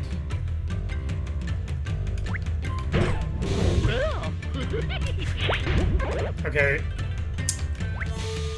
It is definitely the middle of the night and my reflexes are not as fast. A hamburger and a pie at the same time.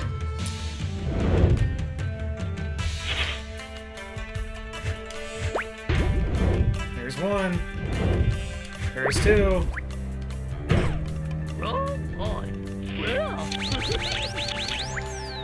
So how are you doing tonight, Trabnaxis? Meat pie, sure.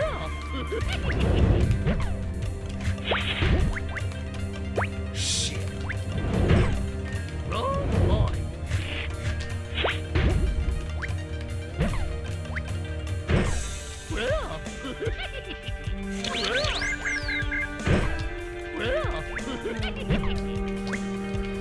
Been incredibly busy. For those of you guys who don't know, I underwent some emergency surgery on Tuesday late morning into afternoon.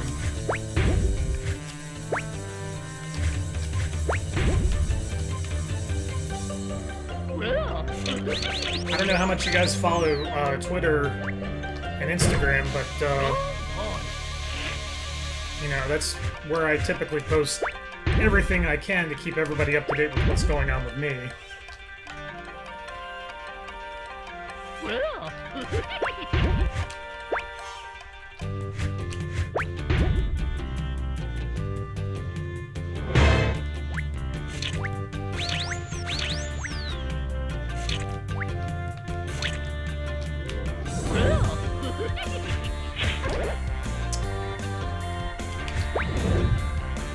So many wasted pies!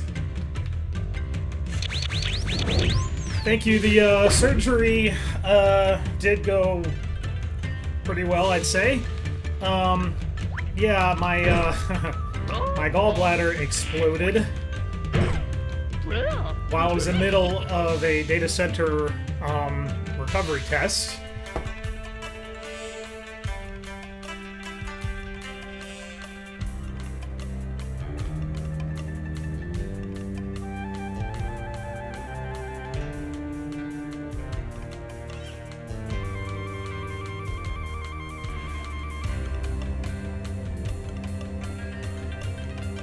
And let me tell you, it hurt like hell.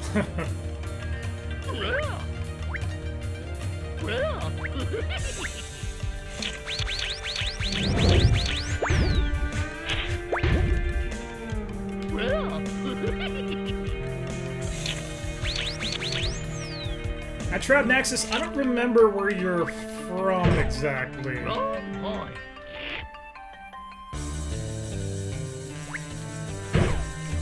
I don't know, for some reason I always confuse my my Twitch friends with other people that I deal with on a day-to-day basis.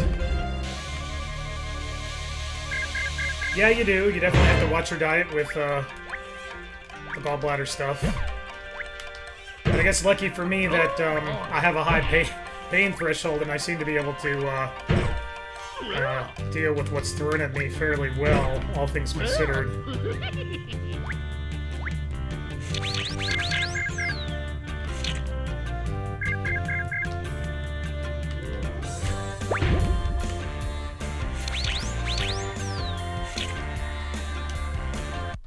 Oh no.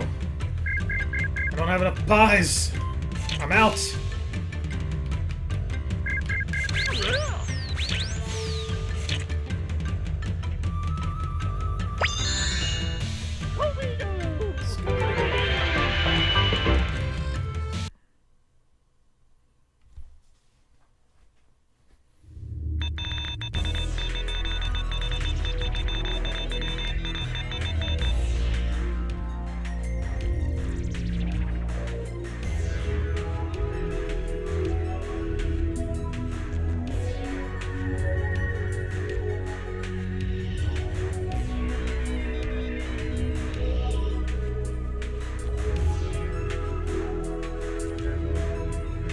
Who was hosting me? I haven't gotten any notifications that anybody was hosting me, so I'm not sure.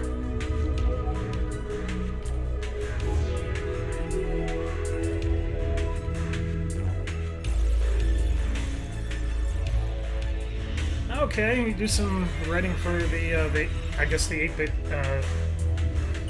8-bit X.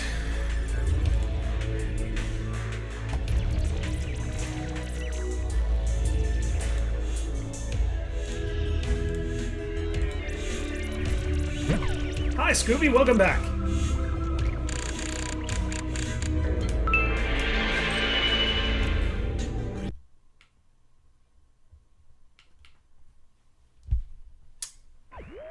Not home yet, Scooby. It looks as if those boxes of Scooby snacks advance you to the next level. You're still in Japan, so let's get going. Okay.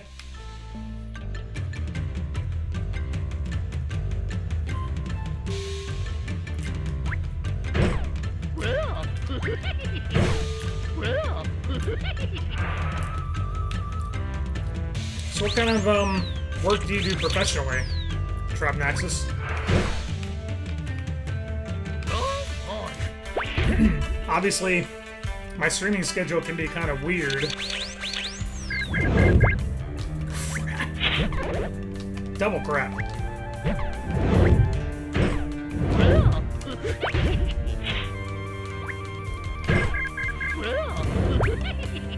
Triple crap.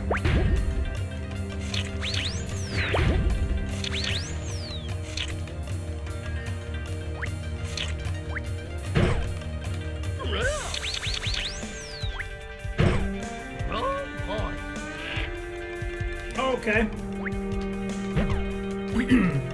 You know, I interact with so many people on a day-to-day basis, both at work, at my companies, and of course, VinnyMacRadio.com, the chat, and all kinds of other places. You know, I forget what I tell some of you guys, but yeah, I do all kinds of IT work. Ranges from everything.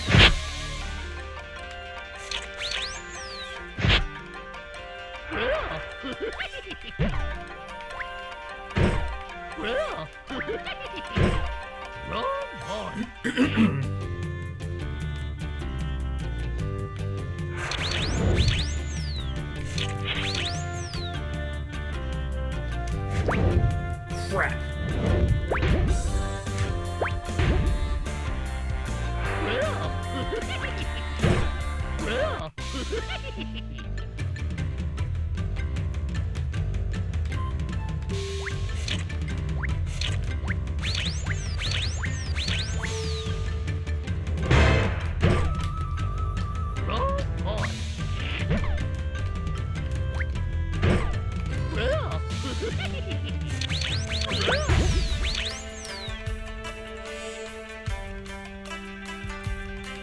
Well, the good news is that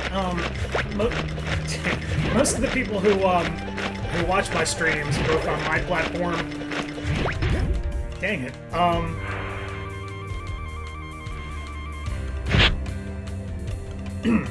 but you know, most of the people who come in to watch me via my own platform on VinnyMacRadio.com, and of course through Livecaster using DLC, most of them are all about just either watching or just listening to the audio stream only, and aren't really too concerned about interacting in the chat, because they're all just about, you know, relaxing and just kind of watching casual gameplay. So it is definitely kind of refreshing for me to be able to interact with people who come into the Twitch chat and talk with them on a one-on-one level.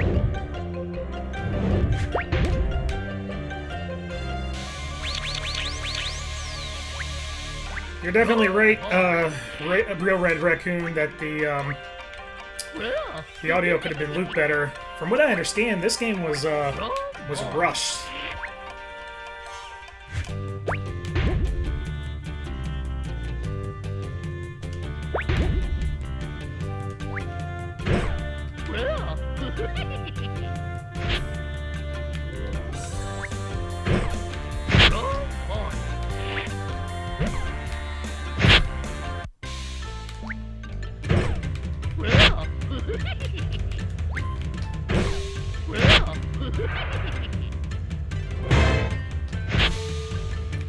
Sure, definitely.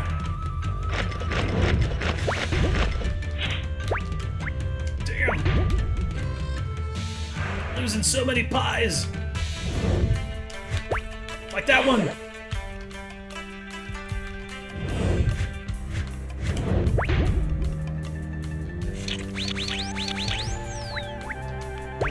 Crap.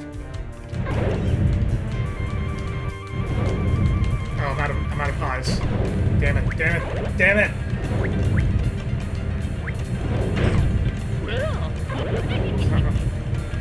I think Joe would probably be the perfect candidate to, damn it. This is the first time I've died so far. I think Joe would probably be the perfect candidate to remix this, as opposed to me.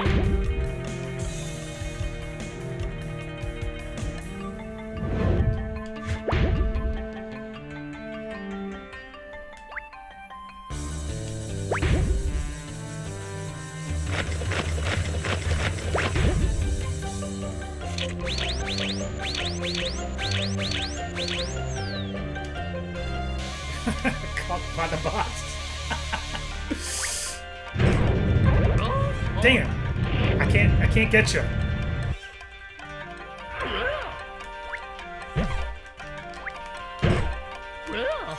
And go back. There we go.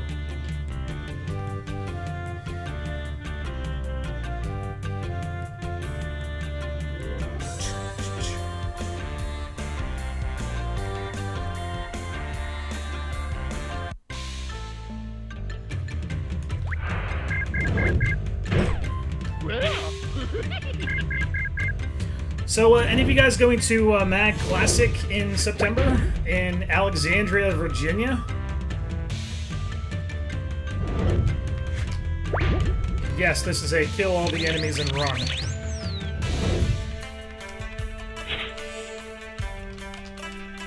And I'm out of pots.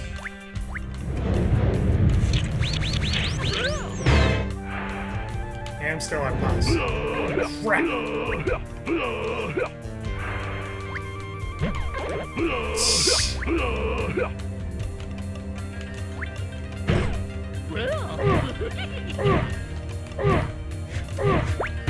Well, then if you got your vacation okayed and you're going to be going to Mad Classic, then I will see you there.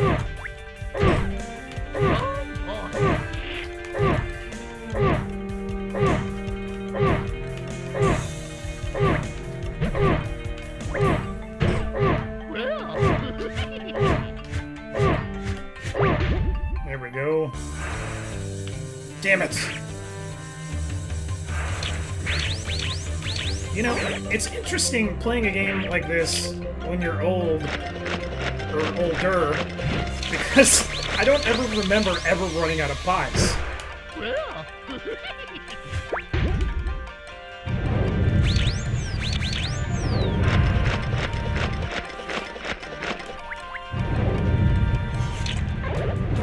Damn hits. Oh, God.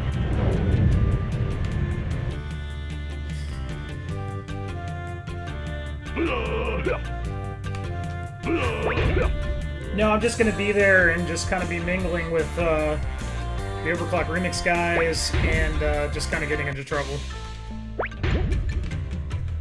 And of course, if some of the Game Chops folks are there, which some of them are going to be, but I don't think too many of them are going to be, you know, I'll be hanging with them as well. But I think this time around for Mad Classic, it'll be me hanging around Overclock Remix more so than the Game Chop folks for Mad Classic.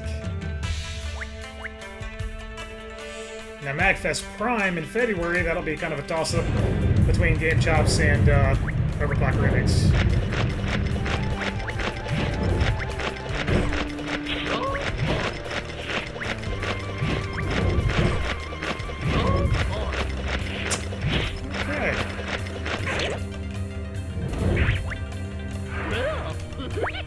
Crap!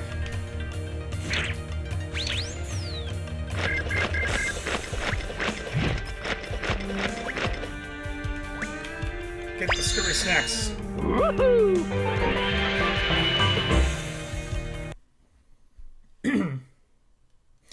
mean, when it comes down to it, I'm more about the support of the entire industry as opposed to just like Overclock Remix.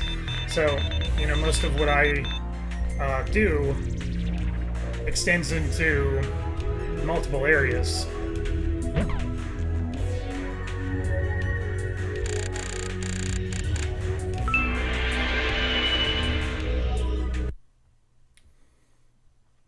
I mean, if you're coming in via Twitch, you'll see below all the Looks various like you people that I've detected helped. one of And the of course, Phantom Virus's if you main go to bosses. VinnyMacRadio.com and go to Beating my him should about get page, you out you'll of see some Japan of and the back to things safety, I've Scooby. been doing over the last couple months with specifically try to individuals get in the past it. industry. Okay, Scooby. You'll need to... I guess so.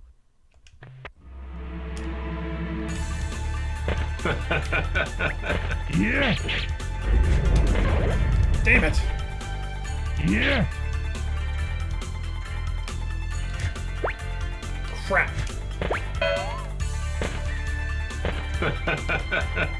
Yeah. Yeah. Oh, okay, I guess I gotta wait. Okay. Yeah. Yeah. Yeah. Damn it! This is supposed to be easy!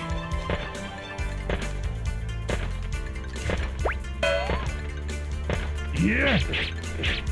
No, I definitely understand. It takes a lot of money and a lot of time to do what I do. But I mean, do what you can.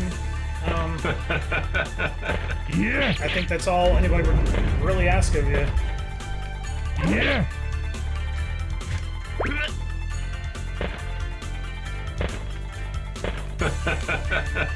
Yeah. Yeah. Yeah.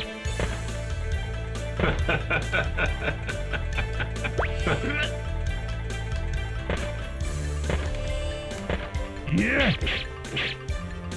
Yeah. Yeah.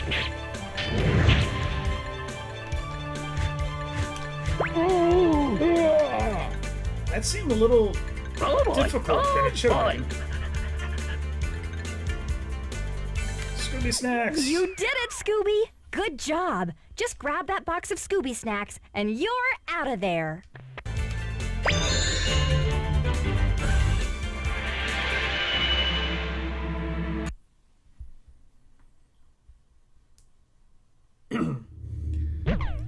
So yeah, when I was doing the data center recovery overnight, working about 18 hours, and then my gallbladder exploded, I was in San Diego, and I came back on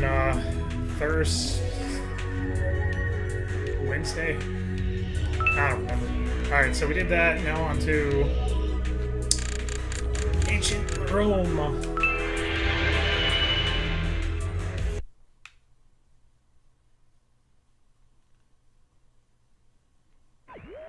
This looks like the outside of the famous Colosseum in Rome. Keep along the walls, Shaggy, and you should be fine. Okay. Crap.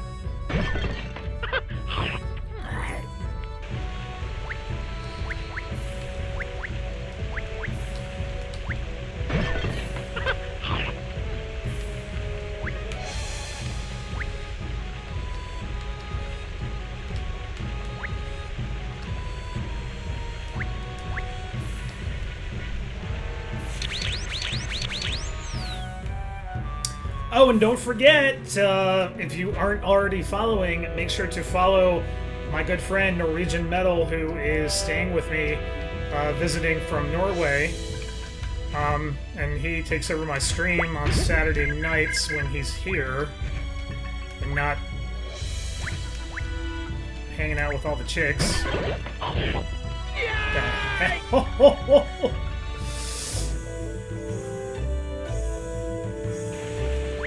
See, I don't know if he's going to be around tomorrow to take over the channel or not. I haven't really talked to him in the last 12 hours or so. He's at the Canal Club tonight. God! Yeah!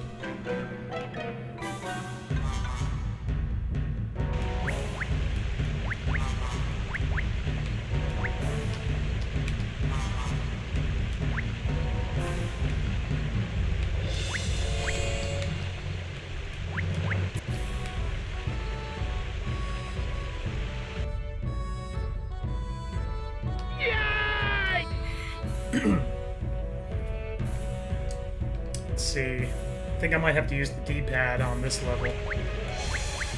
The joysticks are being a little uber sensitive.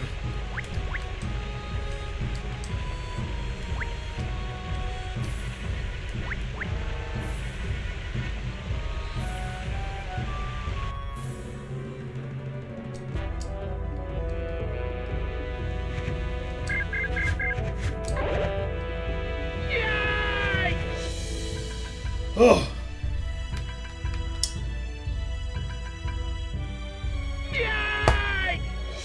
I apparently love making Shaggy do his death scream.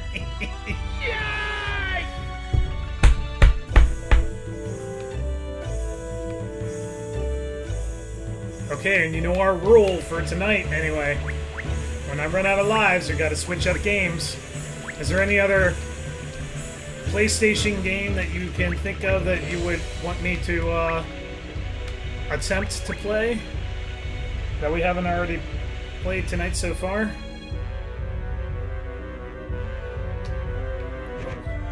Whoa, whoa, whoa.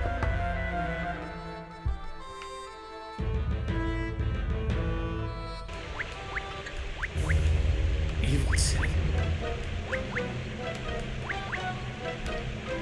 How about you, Joe? Anything you'd like me to play for the PlayStation? Shh. No, on PlayStation 1, not PlayStation 2.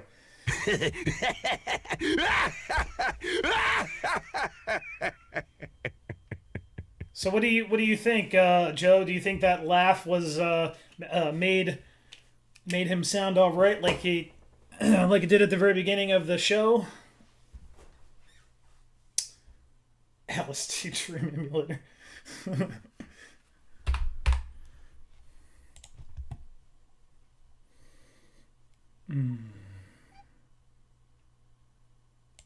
That amuses me.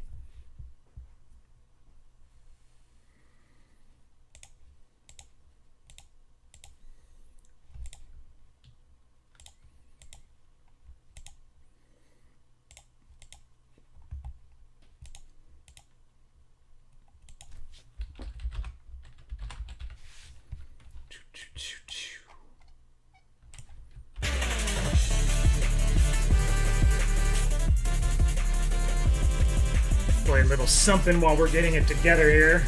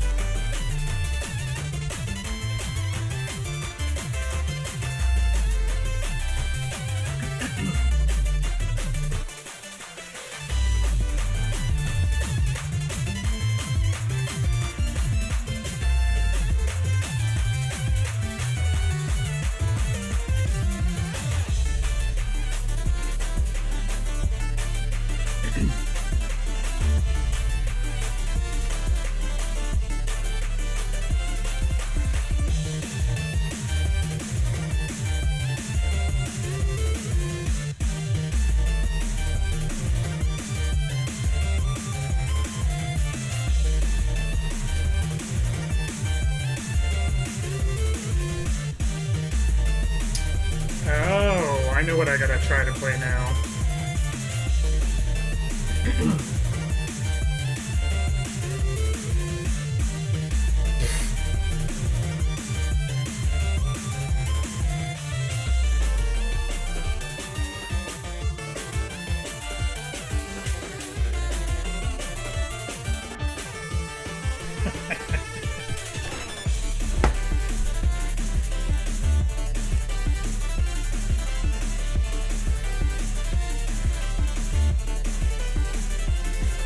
I'm looking at all the PlayStation 1 games that I have, which is quite a collection, and just kind of taking a look to see, based on what you guys have mentioned, what I have that I might want to play with you guys.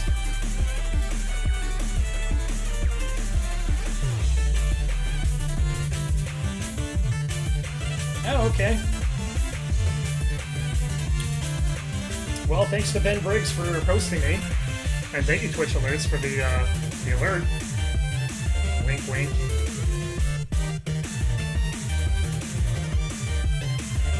So how many of you guys remember the classic game for PC and PlayStation called Moto Racer? Any of you guys remember that game?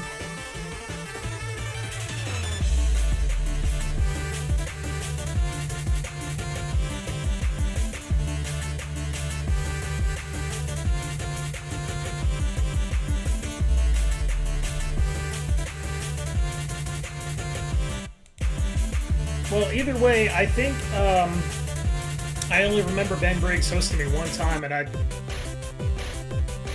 that was probably a long time ago.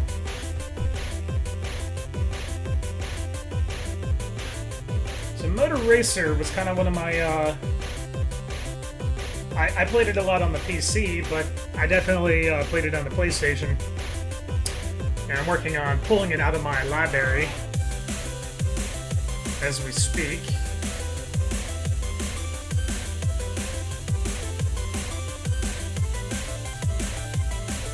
Ben Briggs is another one of my favorite dudes.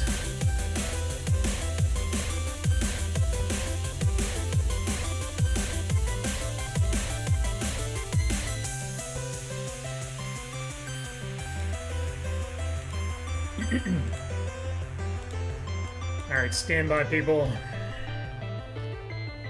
We're going into Moto Racer.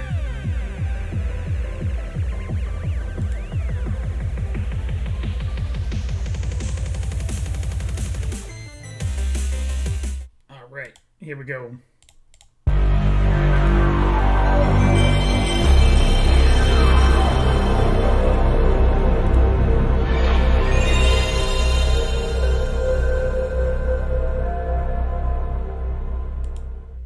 Another one of my faves. We're playing a lot of my favorite games tonight, and games I consider to be the best games ever made.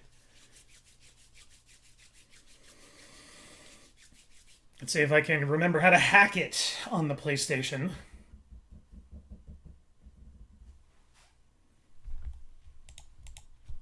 Electronic arts. Delphine software.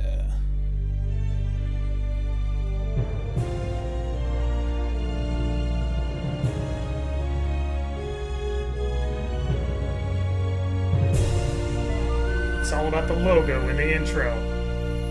It's gotta be cool.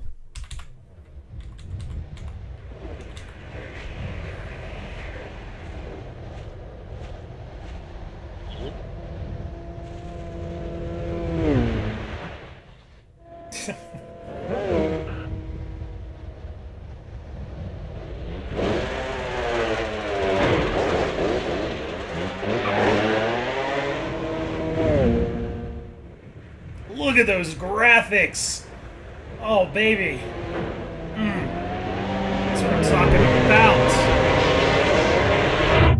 Moto Racer.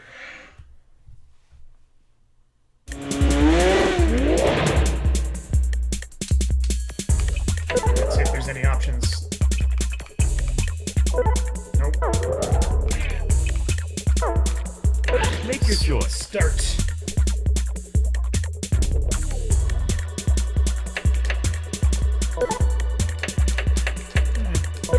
Select your mode.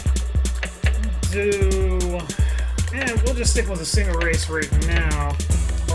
Select your race. We'll just kind of play it in order. Select transmission. Okay, back view, change view, accelerate, brake. Alright. Select transmission. Select transmission. Let's I go. think I got it.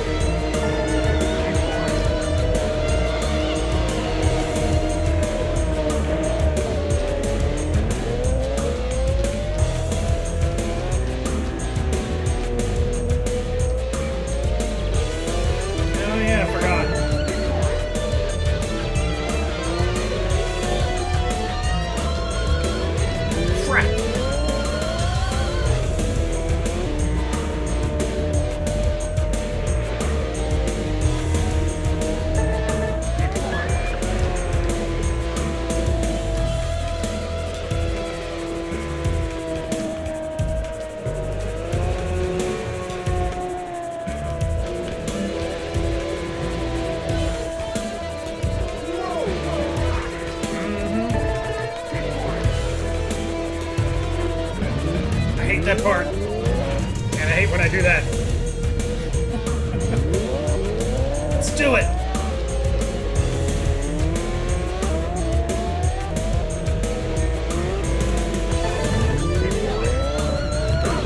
Crap!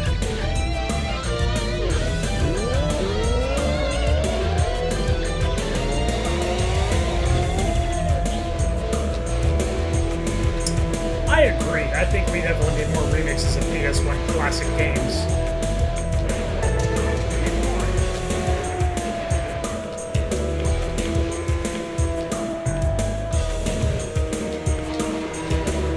And also, for those of you guys who don't know, because I don't think I made this publicly apparent on Twitter, I did on Facebook. But,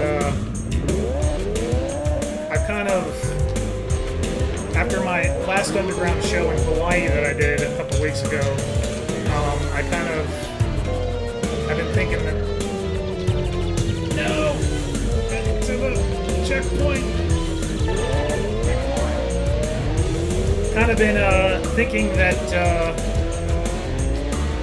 that's my last big, at least for the foreseeable future, last big DJing event slash remix event slash public event that I'll do anytime soon. Primarily because for many years I've known in the back of my head that I've had some form of Parkinson's. Now it's not a literal form of Parkinson's in the sense of like one of the typical stages, because it's kind of a unique version of it, but as such, it's getting really difficult to do things like play my guitar and work the controls on my mixers and what have you. So I don't really plan on doing any major things, at least personally in the industry, as far as what I used to do.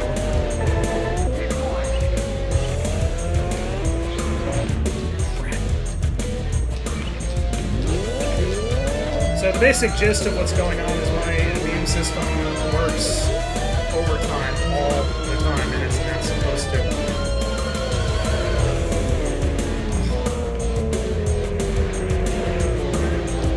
And as such, it makes doing fine tasks really difficult. No, I don't want to view a replay. Yes, I want to continue the race. 3, 2, 1, go! So, my graceful exit from broadcast radio, and kind of wrapping up 2 decades in the industry as far as my professional work and music. That's something I've been doing for, I don't know, 5-6 years now, because I've known that something's been going on, but it's never been officially diagnosed. Because, of course, there have been a lot of tests involved, and I've gotten to the point where I'm, you know, I have a good idea what's up, and I'm tired of paying for all these tests that are pretty much telling me the same thing.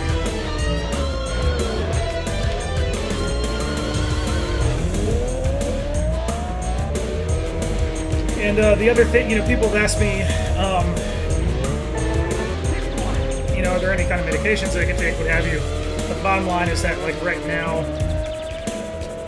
the research in the problem that I have is so sparse that the drugs that are available are actually going to do much more harm than any good that might come out of it. So it's better just to kind of live with it. It's okay. You know, again, I've been dealing with it for a very long time, as opposed to spending money on expensive medications that may not work. No. Get to the checkpoint.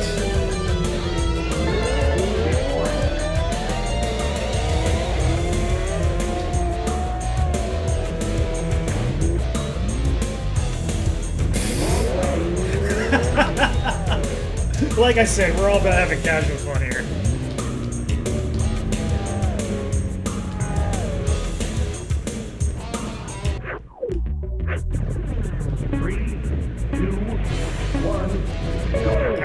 do is we're gonna quit the race, make this a little easier on myself.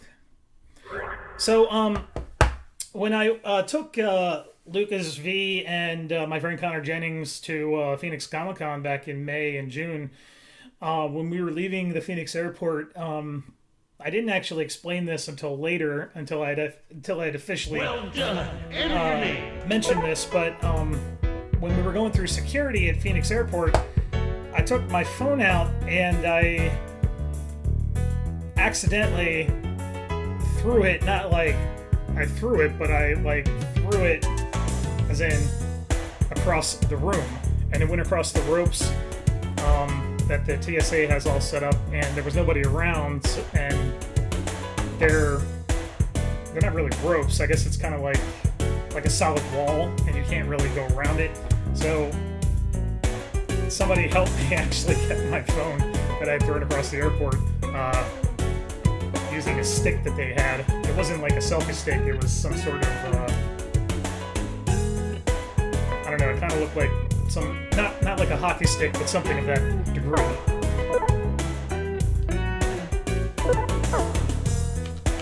I don't want to enter my initials. We'll do that. Select your race.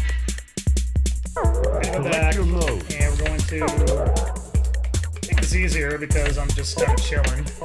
Select your mode. Select your race. Select transmission. Let's go.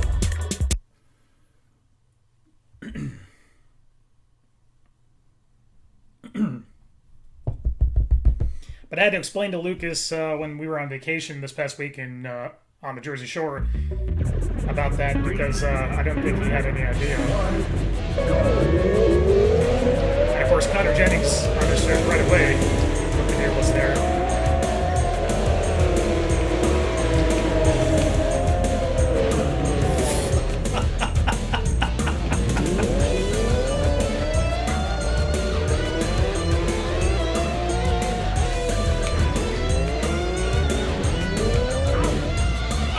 Easy, and this is what I get.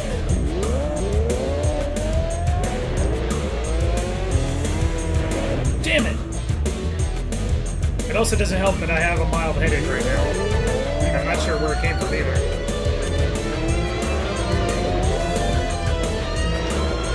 Although something tells me it probably came from that Pizza Hut debacle I dealt with at midnight. So, I don't know if you caught the post on Facebook, Real Red Raccoon, but basically what I do to combat the problem, and it seems to help, is I just exercise. I basically run 5 to 20 miles every night, and I try to anyway eat healthy, and that seems to help. But naturally, there's only so much you can do.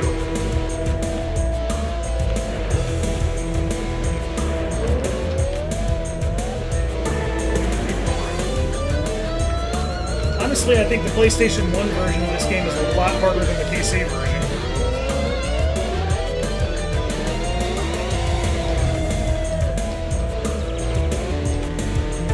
Oh, no. I do not enjoy running. That's just something I do to make sure I don't get sick. So if I've given you the impression that I enjoy running, false impression. God, Dreamcast versions. Yikes.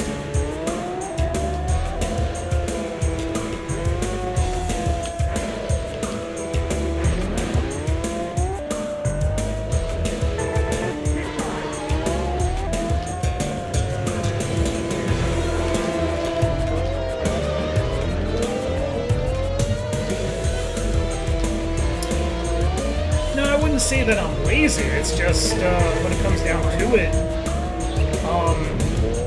if I could just go to the gym as opposed to running 5 to 20 miles a night, I would definitely prefer that, especially with some of the people I could potentially hang out with.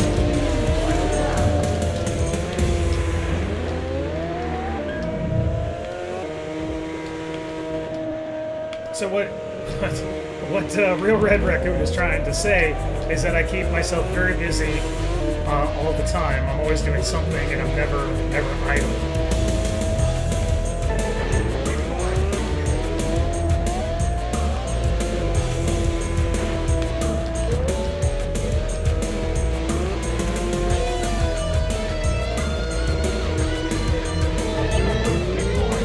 Well, I'm trying to remember where you live anyway, Trapnaxis. Like I said, it's hard to keep up.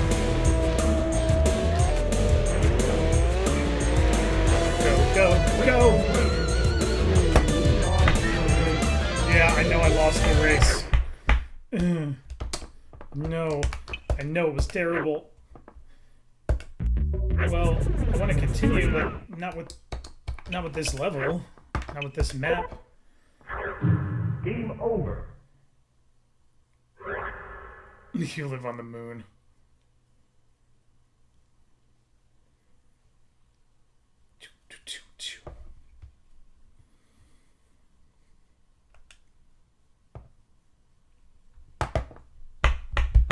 Well done. Enter your name. I am the Z-Man. Select your race. Select transmission. Let's go.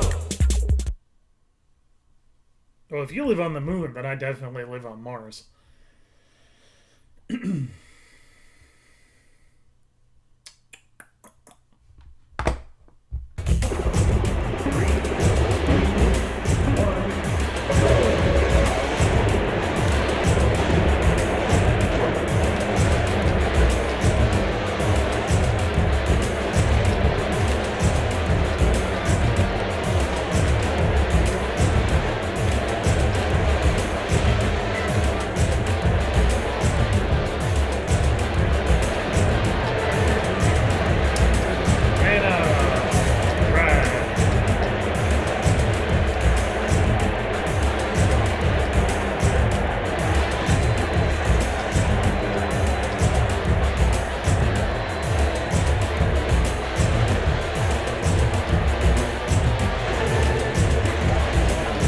I know that Joe was not at SGC, but were you at SGC Trapnaxis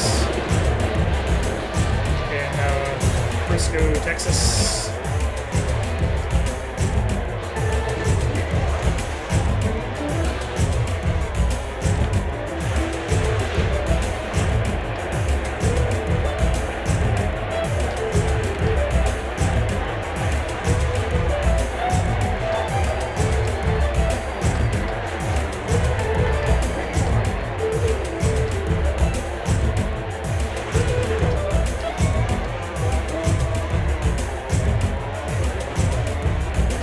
Everybody apparently wishes that they lived in Philly except for me.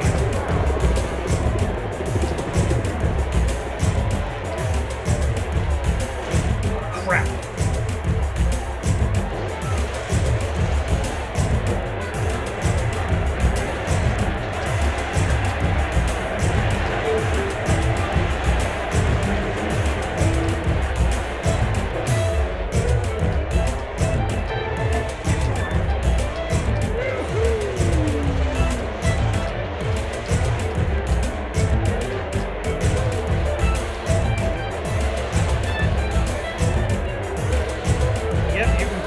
You can call me Vinny, you can call me that guy, you can call me, hey dude, really anything that isn't too obnoxious and gets my attention.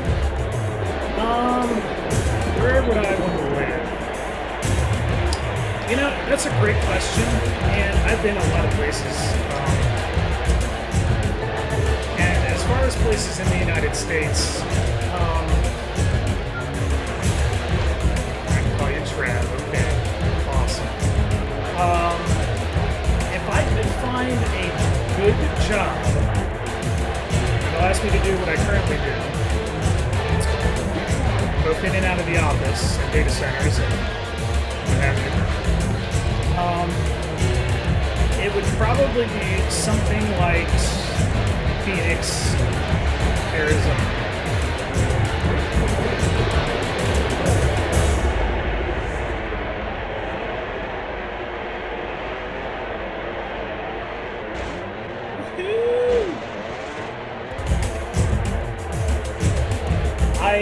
I do not like the cold. And if I have to deal with the heat, which, I mean, nobody likes to, or at least most people don't like to deal with extreme weather whatsoever, but if I have to deal with extreme weather, I would rather be a dry heat as opposed to either a dry or moist cold. I mean, naturally, I would like it to be 70, 73, somewhere around there. But if I have to take some of these harsh temperatures that we've been seeing last couple of years, I would definitely like it to be a dry heat. I do burn pretty easily when it comes to being in the sun, regardless of sunscreen usage. But I deal with it accordingly. And of course, when I was in Phoenix with Connor and Lucas and Flex Style and King Tiger and some of the other folks that we hung out with when I was there for 2 weeks, even though it was really hot, I definitely enjoyed that dry heat, especially when we were at the pool and we were hanging out and just having a good time. Did have a lot of fun at SGC, of course. I did get burned a little bit when I was out at the pool, even though I had sunscreen galore and kept applying it.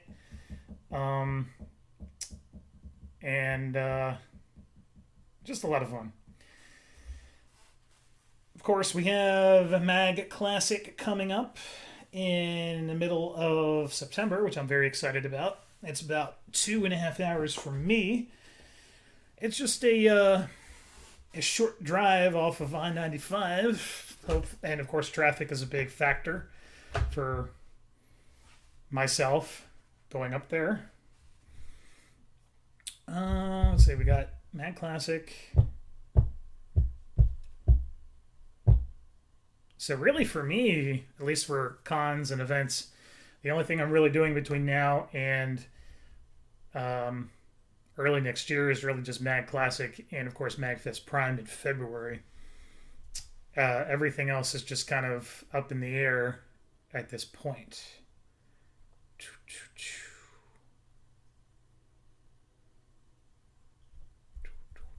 Hey, if I got a good job in Phoenix and I moved there, I could check out the Oakley Dokleys, that new metal band based on the on Ned Flanders. And while I'm thinking about it, I'm gonna take some aspirin here. I don't know why my head is hurting a little bit.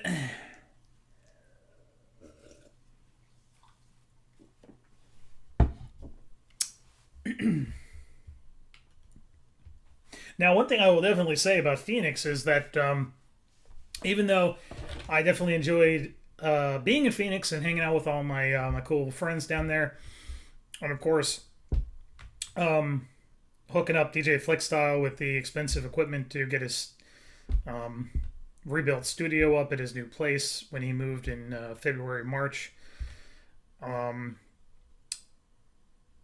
Phoenix is cool, but I was not too fond of Phoenix Comic-Con.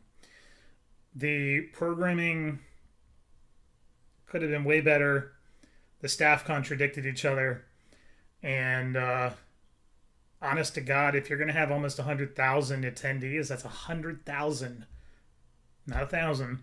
If you have almost 100,000 attendees, you're putting yourself in a rough position when your program guide is like a 40-page book to where you've sorted everything out by genre as opposed to, an orderly schedule. So trying to plan your day was incredibly difficult. And of course, I went on behalf of the media, and so trying to cover the entire event, even though I had 3 other people, was really, really difficult. And that was one of the big pieces of feedback I gave them was if you're going to have a large event, which they're going to, because it's Phoenix Comic-Con, then, you know, you need something like guidebook. I mean, everybody else uses it wire and shoe. I know it costs money, but, you know, takes money to make money, right?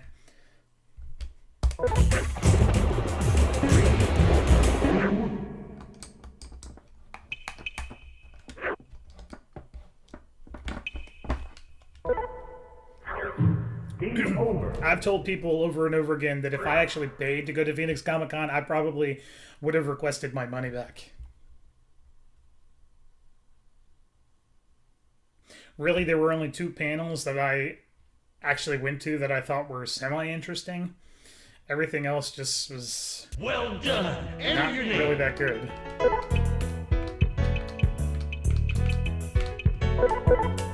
Select your race. Rock Forest! Select your transmission. Let's go.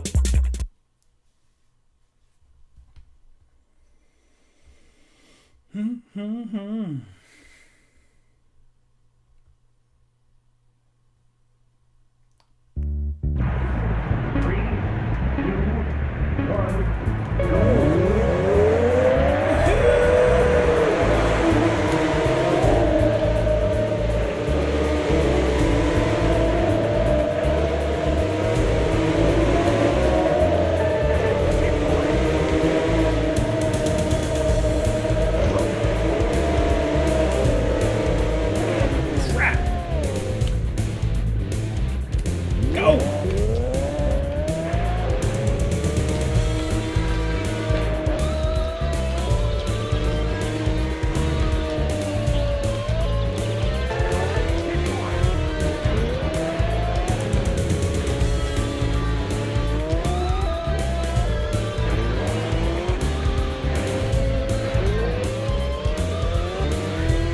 I'll tell you what though, going to Phoenix Comic Con was definitely interesting because I ran into a bunch of people who remembered me from my my radio show that I used to do, and they were some cool people.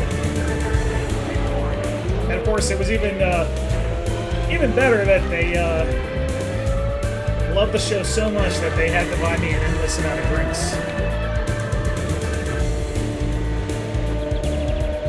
Literally, I was just like, guys, I'm fine. I've had enough. And they're like, no. You know, they're like, here's the menu. You know, you can order off of any this page, which was the most expensive page in the book.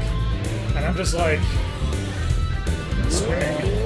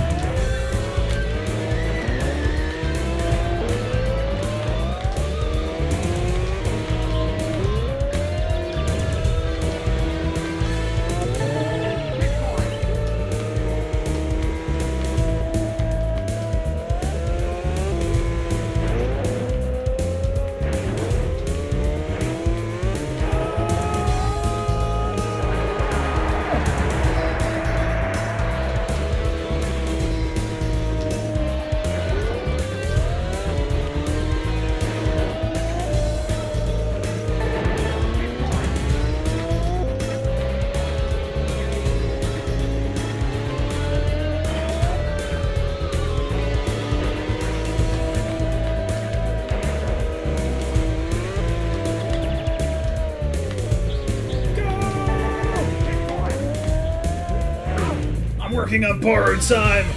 I don't know if I'm gonna make it. We're gonna try. We're gonna try.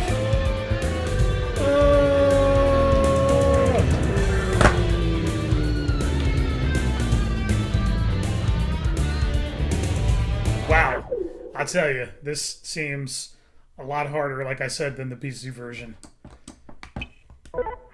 Game over. I'm only kidding. I joke. I have a lot of fun here. I hope you do too. Moto Racer. Definitely one of my faves. One of my faves.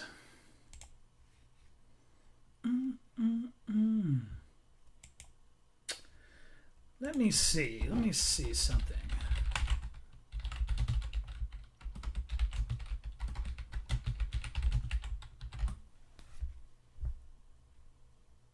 Okay. I know exactly what we have to do. Well, even on the PC version, the controls were a little tricky, but I don't know. It seems like the PlayStation version, they just made it, they gave you less time. So, there's that. So, I know exactly what we have to do.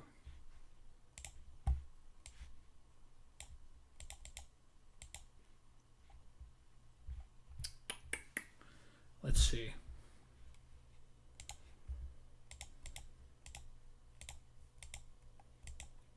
Trying to find it.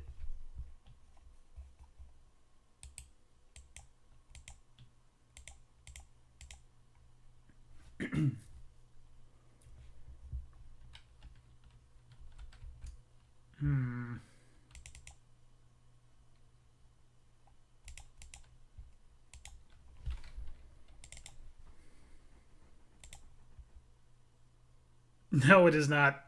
It is not that.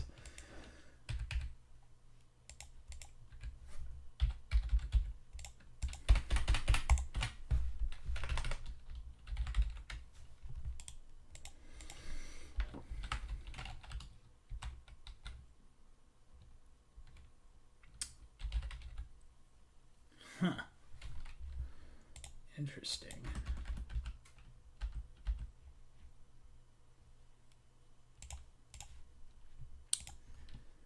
Guess I'm gonna have to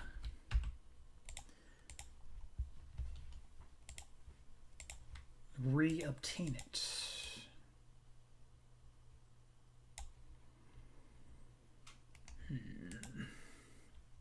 Technology. Gotta love it. Gotta hate it.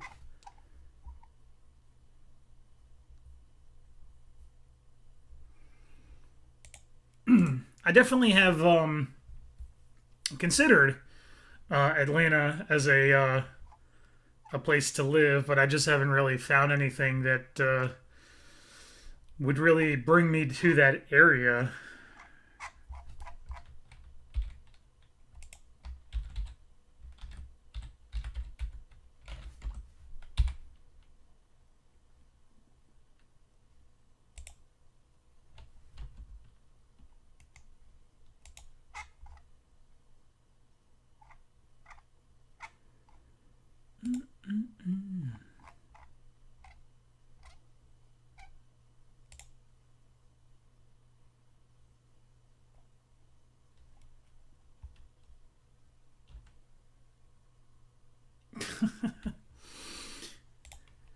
Honestly, I don't believe that the gallbladder issue was really over stress.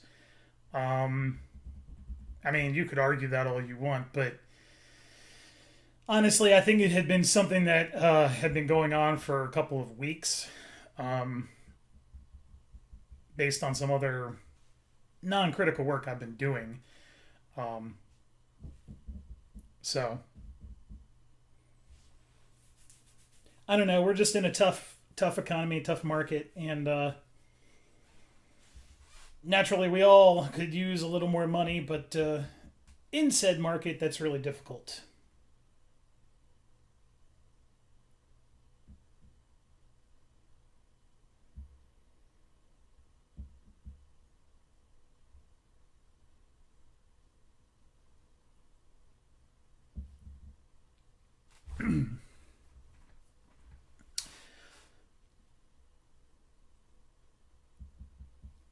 Well, the DR aspect of things wasn't really difficult. To be honest with you, it was just more time consuming than anything else.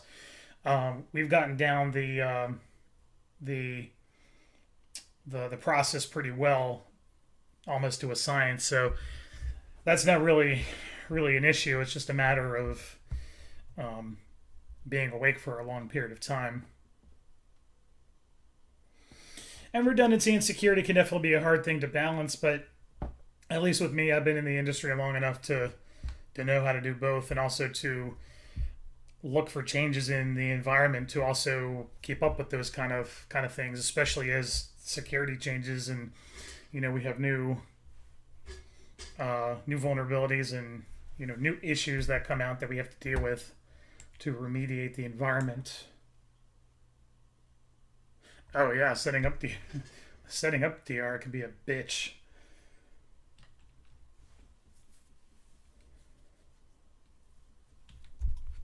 A bitch.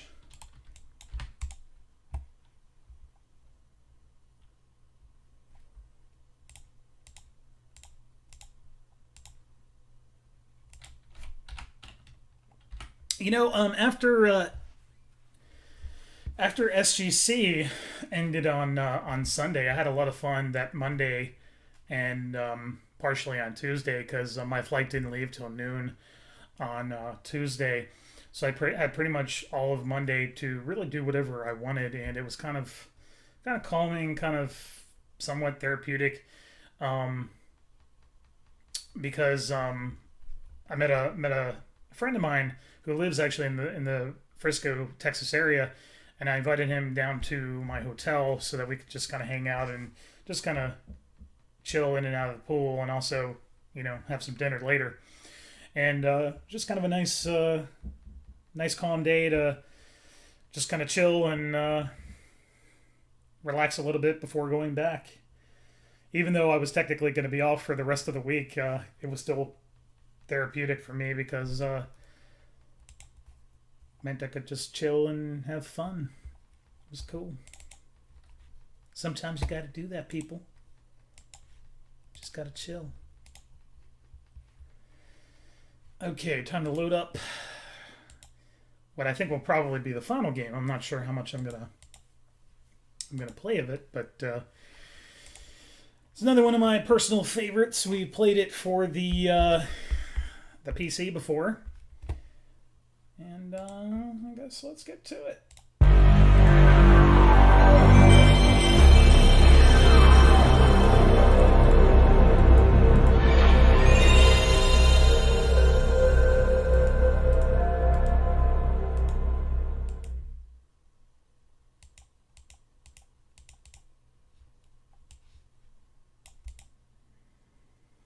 Yeah, the Sony PlayStation boot up sound haunted me for a long time.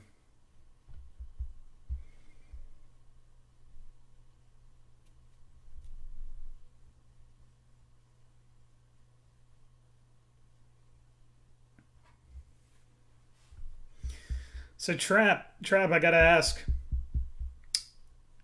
you a big fan of Jet Set Radio on the Dreamcast and or the Xbox?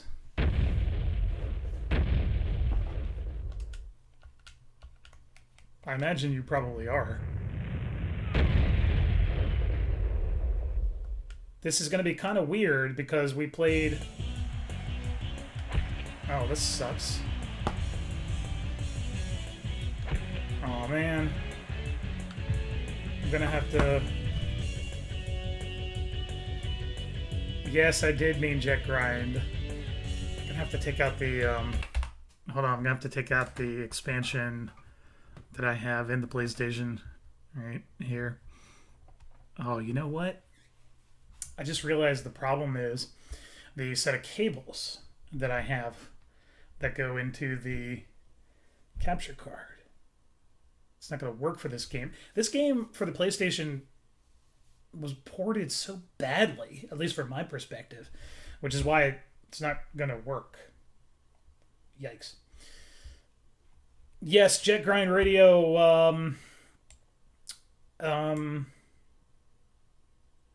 I'm trying to remember. Wasn't it you that I heard either tried to play Jet Grind Radio at MagFest last year and didn't do too well? I'm trying to remember. I heard something like that, and I don't remember if that was you or not.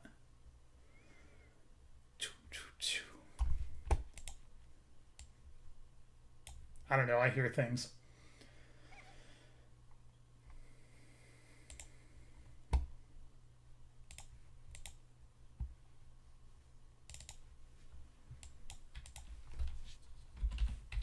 But yeah, I pretty much had a love affair with not Jet Grind Radio, but Jet Set Radio Future and its soundtrack, primarily because when I was doing my show for 6 years on FM radio, the Jet Set Radio Future soundtrack was practically like what was the bulk of what I used for almost everything that I did in the middle of the show. Practically had a love affair with it almost.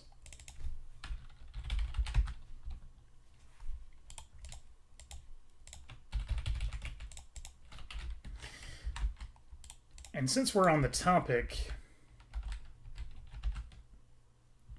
no, I ended the end of the show not too long ago. Again, primarily because of the issues with the Parkinson's, and that was something that I actually did even before I was officially diagnosed, quote unquote, because doing a show, I mean, I don't know if you've ever done any kind of professional broadcast, whether it be radio, television. I mean, sure, you've probably done it online, but that can be a little easier, I've found, especially these days with technology the way that we have these days. But when I was doing radio, we didn't have all this cool software and cool stuff to do a show with, so everything was done pretty much manually. And of course, if you ever followed the show, which I'm sure most of you didn't, but I had like 40 DJs over the course of my entire show, both DJs and hosts and what have you, that covered varieties of topics and things that we did in the show. And I remember the most DJs and hosts we ever had in the studio at any given time was 22, and that was an insane show, and it was incredibly hot during that show.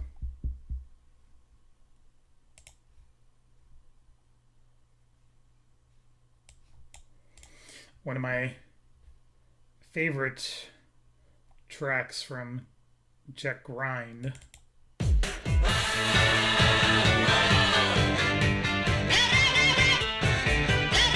Yeah, I mean, my show was very complicated, and it just required a lot, and I got to a point where I just couldn't do it anymore.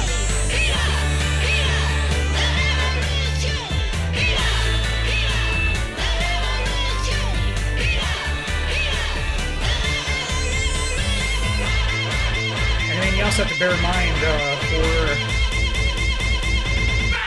about 3.5 years, it wasn't quite 4 years, but for 3.5 years I was general manager of a FM radio station, which I pretty much had to rebuild.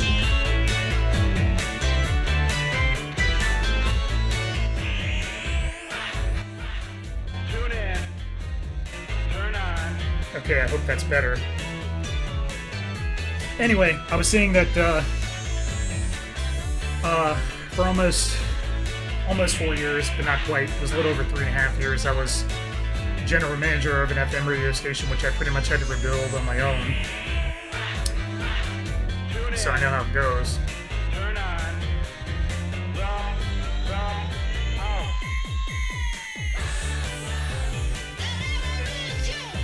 As we all know, hearing the music and hearing the microphone on the caster's computer is always very different than what the end product is on the end user's side.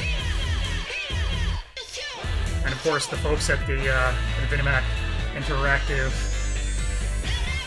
Broadcasting Control Center in Huntsville, Alabama tries to compensate for those problems, but sometimes they can go way beyond their ability to handle that. So definitely thank the folks there.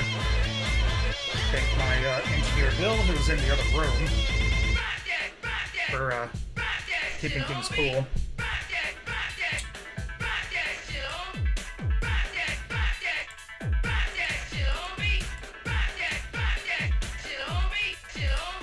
No, I'm not in Alabama. That's just where my broadcasting control center is that monitors the VIP stream at VinnyMacRadio.com and also handles some of the behind-the-scenes work for all the technology that goes into all that. There's I think there's now about 135 servers that go into my own platform for the VIP stream and for some of the features that are involved with that.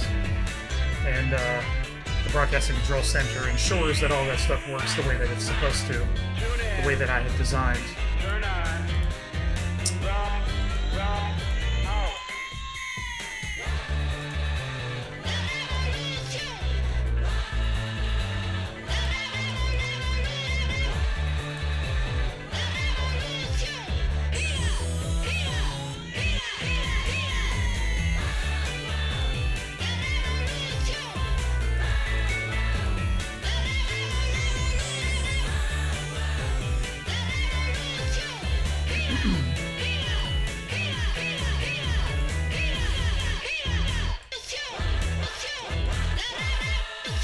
And of course, I love the remix version that was done for Jet Set Radio Future, which I'm going to play after the original.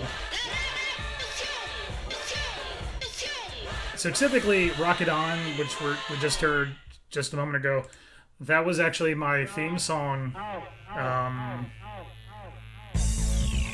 So I mean, I had like a primary theme song for the show, but this was the track you just heard a moment ago was always the track that you would hear before I would come on. So when you heard that, you knew that I was about to come on.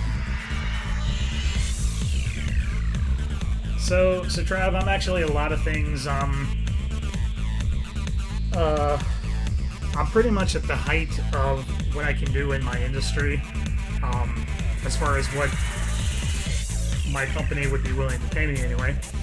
So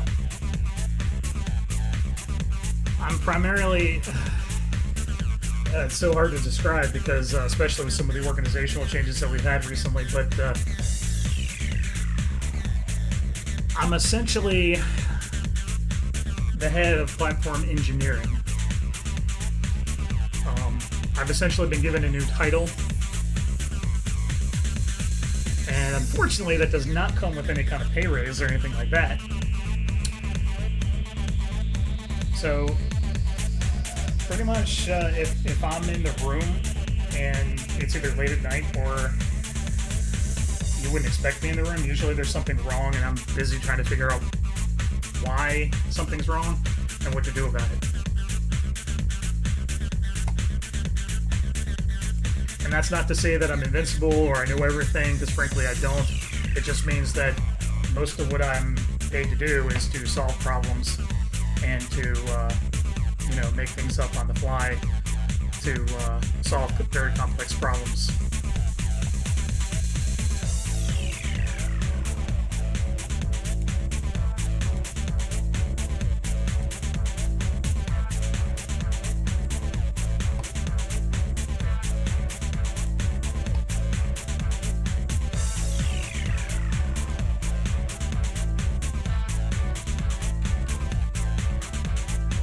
And it's kind of funny whenever I voluntarily go into an interview just to, test the waters, because I do that actually frequently. And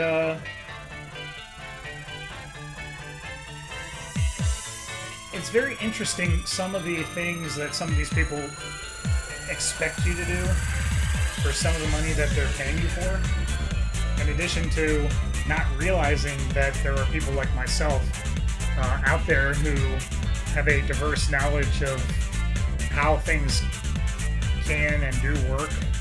I mean, I had one time, I was in an interview where the team got really upset with me because I literally told them, hey, if you did it this way, this is what you would do in your environment. And if you had it this way, or you wanted to spend this kind of money, or you couldn't get the licensing for it or whatever, you know, this is how you could do it. And they were literally just like, well, we don't want that kind of thinking, you know, we need them to think like this. And that's it. And I was just really like, well, And that's why for the last several years you haven't been able to find anybody to take on some of these high-level positions that you don't want to pay them any money for.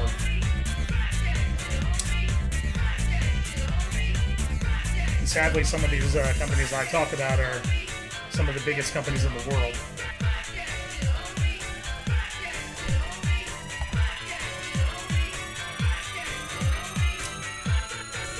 So Mad Classic, yes, is coming up, and I am hoping that I will be doing the Gamer Iron Chef during Mad Classic. And I'm hoping I figure out what we're going to make, what me and my team I'm planning on coming on board with are going to make, because all we can use is a George Foreman grill and a microwave.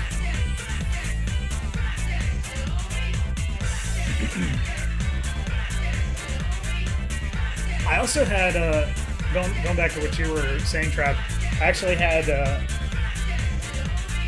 another team who didn't think I was fit for the position that they were seeking me for, even though I had incredible experience in what they were trying to hire me for, because I had spent a lot of time recently in both server and network operations as opposed to DevOps.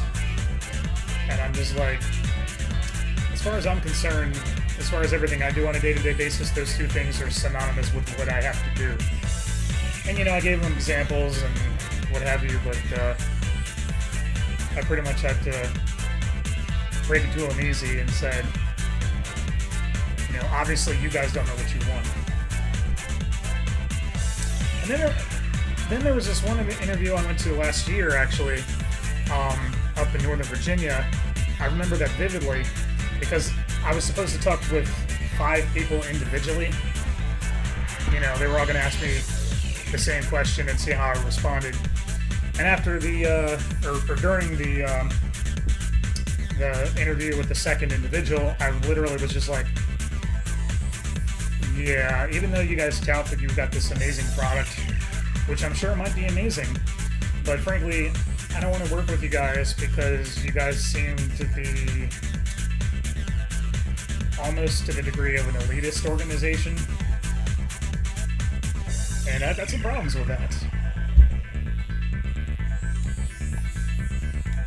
I don't know about you. So pretty much through the rest of the interview, I played dumb, and you know, sometimes even though they might make you look bad, you got to do that because, or else they're gonna try to keep calling you back with potentially a better offer, and sometimes just not even leave you alone.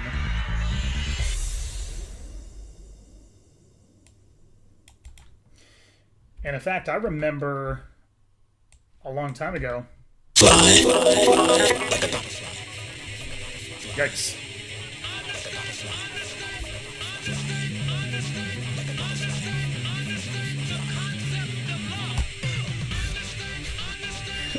That was hilarious what I just did there.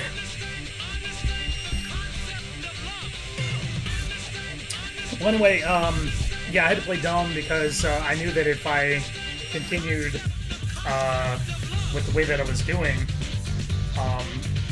that they were going to put me in a position that I didn't want to be in. And ultimately, the 5th person that I'd be talking to would essentially have been the CEO of the company.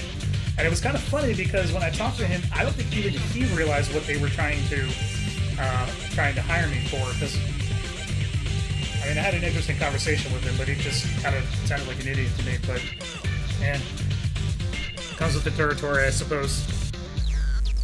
What is love? What is free love? What is love? Love is free.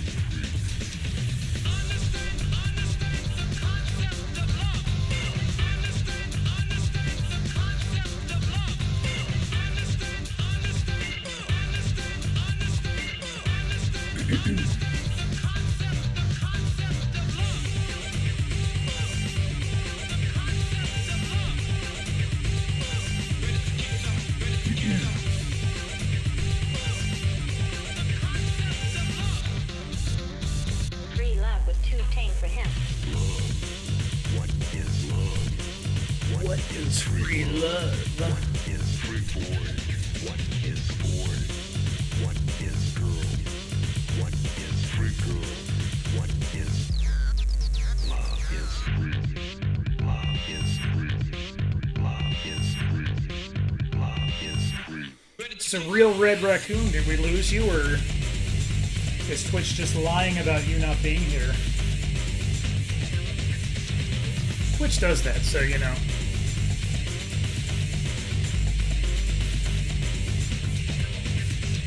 Free love with two chains for him. Free love with two chains for him. Free love with two chains for him. Chains for him. Free love with two chains for him. Free love with two chains for him. Yeah, Trav, sadly, I've seen that before as well, and although it's not a pretty sight to lose to somebody like that, but you know, sometimes these management peeps, sometimes they're just jackasses.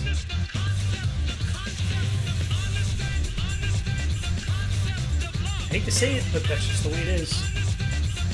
Sometimes.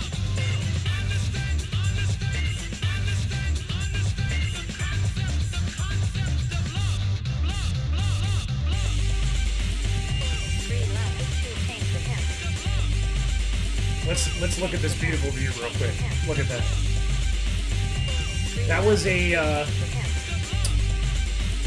screenshot I took from a game that I was testing out a while back for the Oculus Rift. What is love? What is free love? Love is free. Love is free. Free, free, free, free. Okay, I got this bad habit of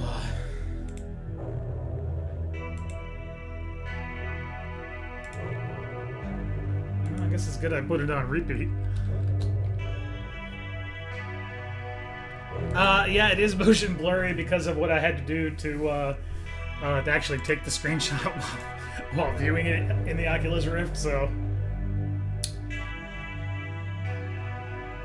that, and I'm sure Twitch probably doesn't help either with the presentation there.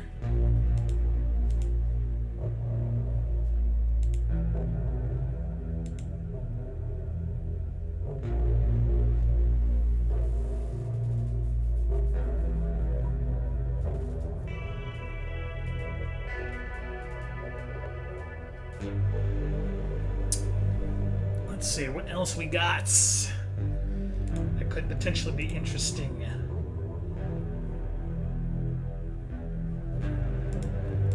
And if you're catching this on YouTube or any of the other archives platforms, don't forget, you can skip ahead or skip behind. That's the cool thing about these platforms. And it kind of sucks that when I was doing radio, we didn't have all these cool things, because that would have made the show even more interesting. And of course, that would have made obtaining some content that we could have played a little bit easier.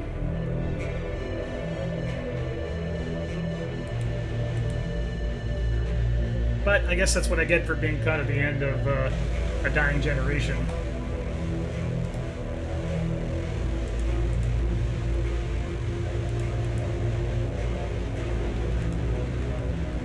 Well, you know, that's the thing, though. Well, number one, when I did have ads on the show, which wasn't really all the time, it was required that I would have to have direct say as far as which companies could advertise during my show. So that was kind of one of the cool things about when I did the show, is the fact that if I didn't like an advertiser, I literally flat out denied them the capability of advertising during the show. But anyhow, you know, I've often thought about doing a podcast. I've kind of done it here and there. But I mean, like I said, the problem is that doing a show, especially an online show, takes a lot of time.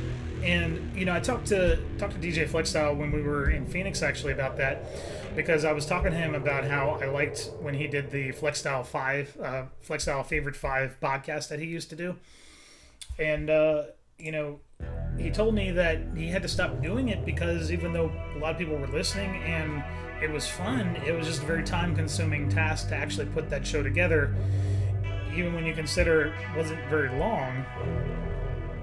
So it's one of those things where, sure, I could probably do a podcast, but number one, how many people would really listen? And number two, would it really be worth the amount of time to actually put something together? Even if it were going to be an impromptu podcast, like some people do, ultimately, will I have the time and will it be worth it? Time these days is getting really, really hard to get these days.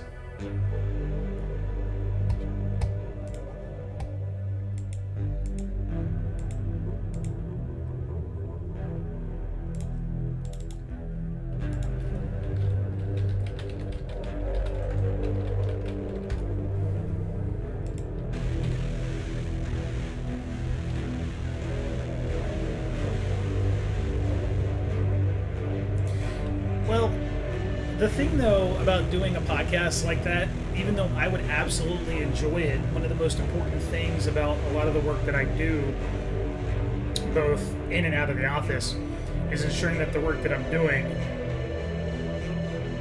has a positive benefit on the people that I am dealing with.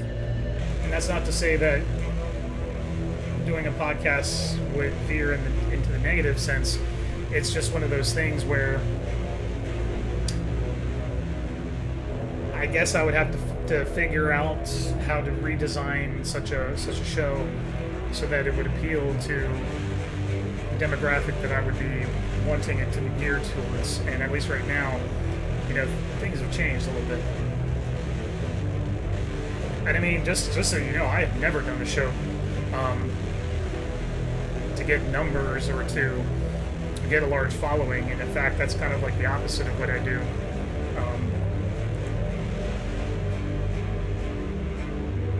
Frankly, when it comes down to it, numbers are one of the last things that I check.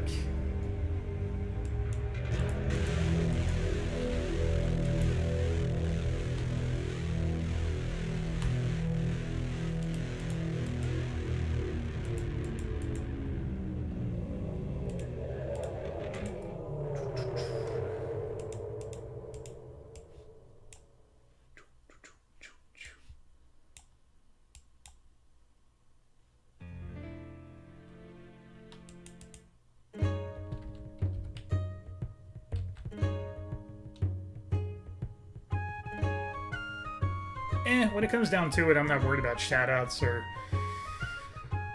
things like that. I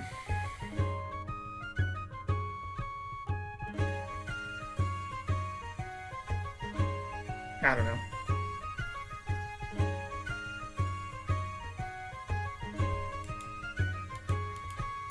I'll tell you what, when I donated that $1,500 to DJ Cutman, which was something I had intended to do for a while, I was shaking pretty bad during that whole thing. Not just because of my hands and what's going on there, but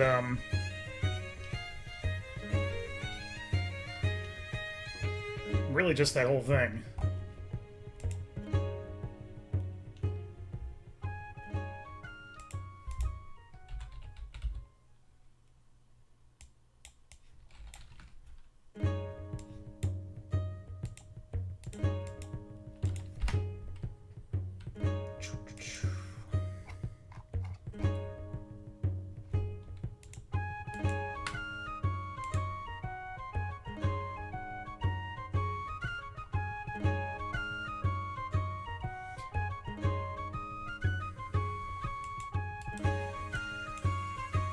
So, I guess what I'm curious about is if I...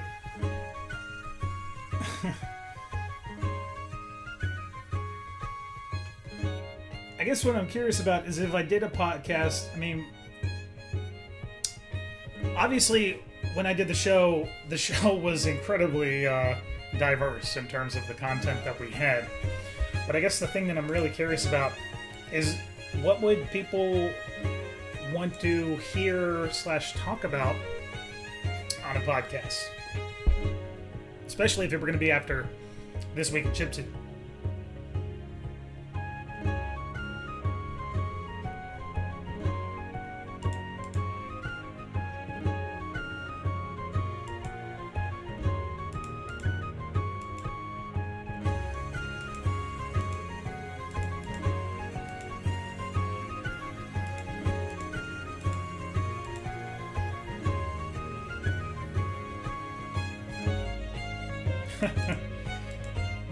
Well, viewer polls, sure.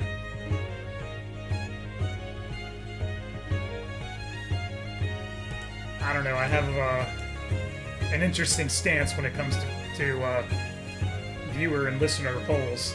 I found that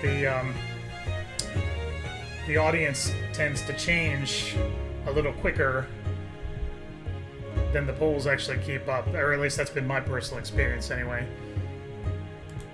I don't know, like I said, I just come from such a diverse/complex background that trying to figure out what the people want can be a little tricky.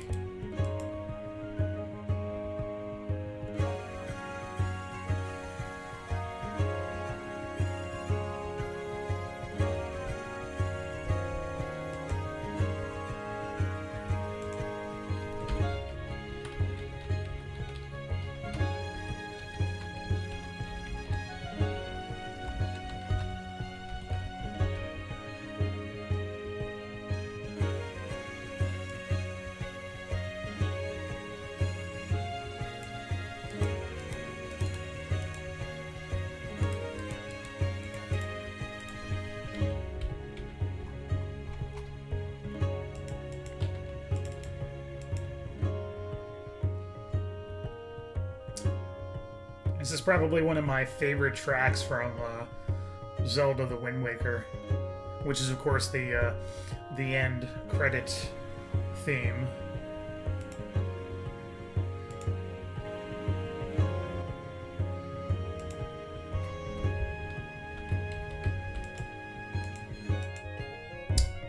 And now that I think about it, because this is a entity of you-know-who, I'm sure on YouTube it'll get flagged. We'll see. But I'm sure it probably will.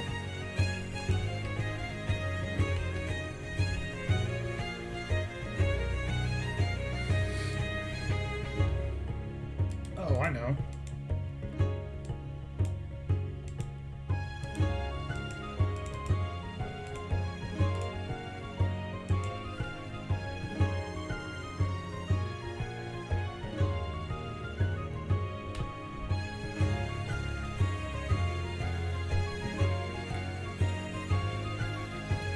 Well, for me, I guess,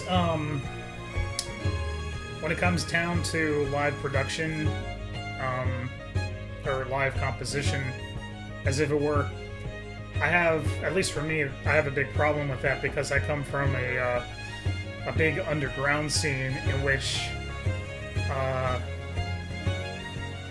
there are unspoken rules about who can see what and how that stuff is published. So at least for Briggs and Cutman, that's appropriate, that's fine. But at least for a lot of the things that I would produce, it's not really the type of platform that I would put that on. I know I'm weird and all, but that's just how it is.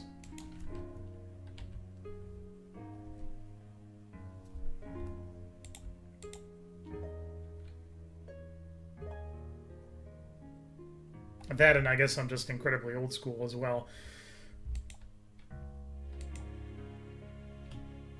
When I gave Grimecraft the CD DJ mixing console that I sent from my New York office a while back, somebody on Facebook had asked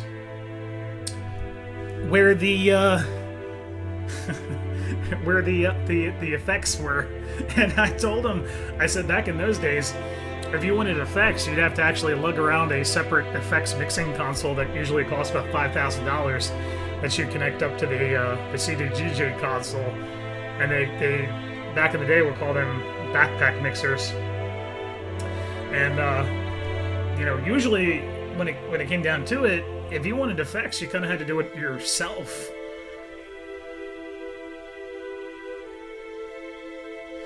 I mean, the things that for those of you guys out there who don't know, obviously I'm a very highly technical individual. One of the things that I definitely like to talk about and to deal with are both servers and networks, and of course the applications and the things that we run on those things to run cool stuff.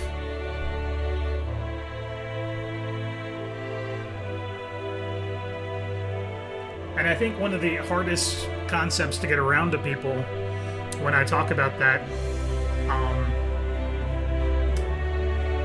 is that understanding a lot of this means that you also have to understand how a lot of things work from a software development perspective.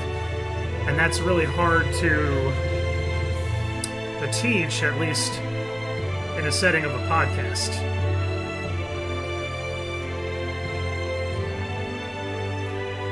I mean, I did do a YouTube video recently talking about how to build a high-tech router for the high-tech gamer.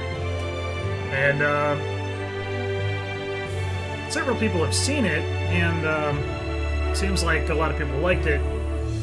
But the bottom line is that that video took like 6 hours to really just produce, at least, the show in itself.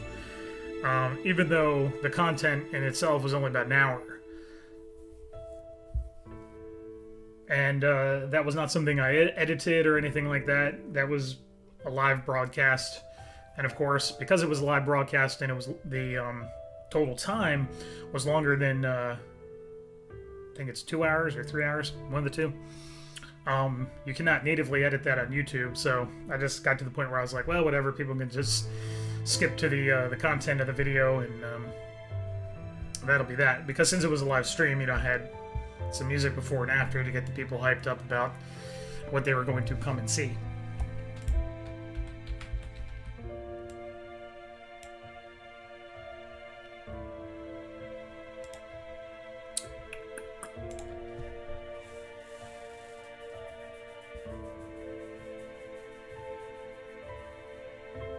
I guess if there's any big thing against me doing a podcast or something of that effect, is that much like a lot of things that I have to do, is that after a while, even if it's something that's not really worth it in the end, is it's just becomes something that's a chore, and it's something that for a lot of people I would still have to keep up with until I either just decided to abandon it or just get pissed off. I don't know. I'm sure I'll think of something. I usually do. And this, the track you're hearing right now is George R. Powell's Going Back from the Hero of Time fan-based movie that was made a couple years ago. I really like the soundtrack that he did for it. It's really good. I like the movie as well.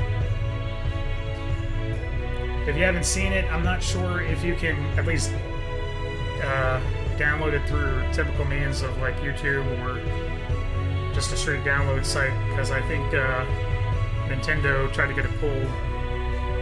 I remember a couple years ago when I got it, I had to go to interesting means to obtain it.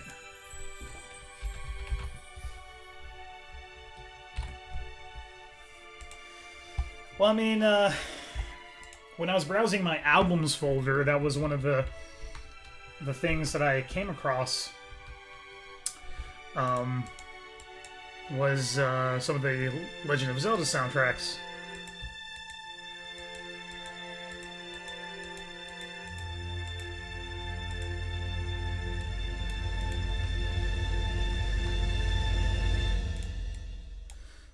Well, we could always do this. If you were so inclined. It's been a long time since I've heard this.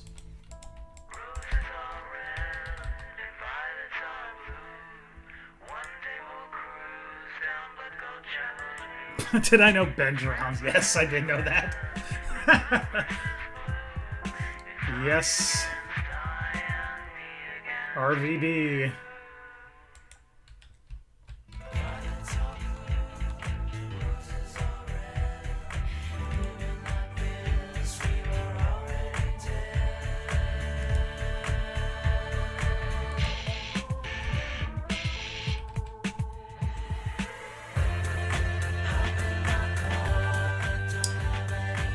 I figured that in the spirit of RTX, that I would play this since I just came across it again. Yeah, I think for me it was probably between Season 5 and Season 6 where I was just kind of like, yeah, this is getting kind of old.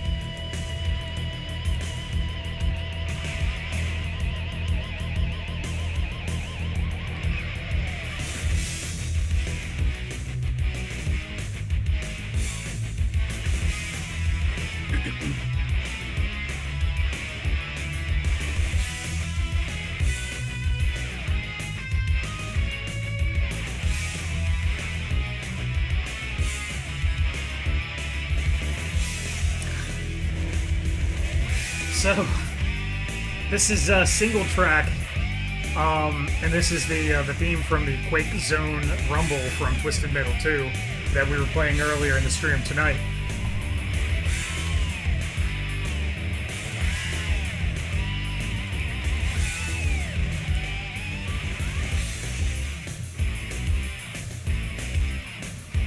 That does not surprise me that Dr. Eggman does the announcing on Smash Bros. For the Wii U.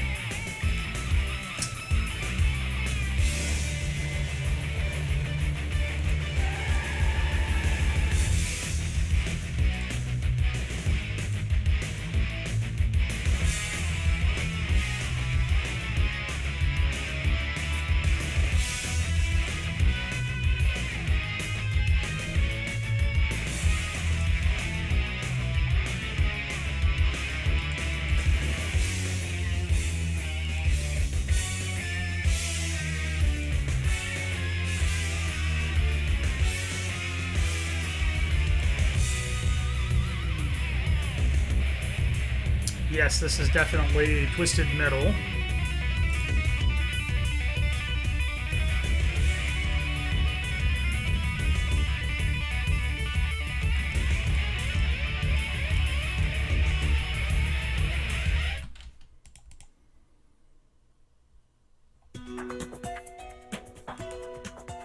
And of course, what kind of a person would I be if I didn't make such a jump from a game like Twisted Metal 2 to Spyro Year of the Dragon, which of course Norwegian Metal, who took over my channel last Saturday, continued playing that with Legion Hipster and Rossi when I was in San Diego.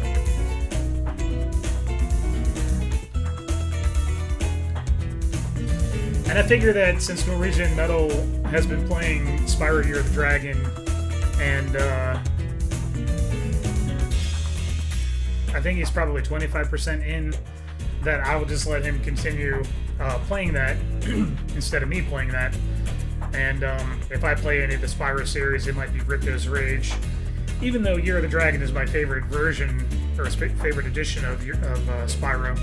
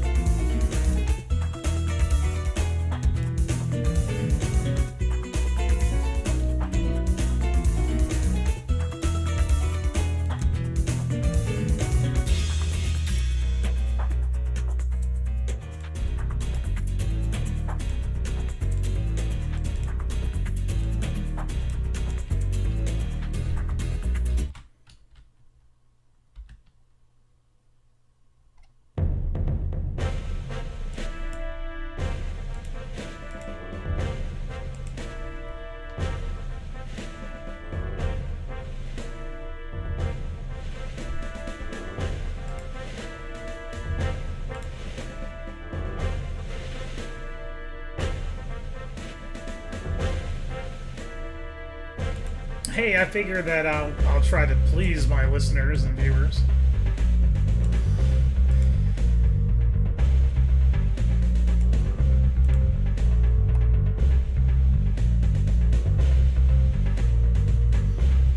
Yes, I remember this track all too well from the original Spyro.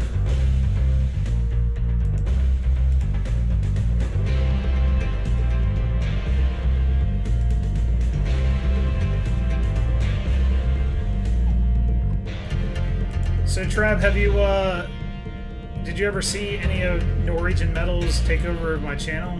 Because I know that all of us are busy, and I know that you probably haven't caught any of my streams in a while, or any of the streams on my channel.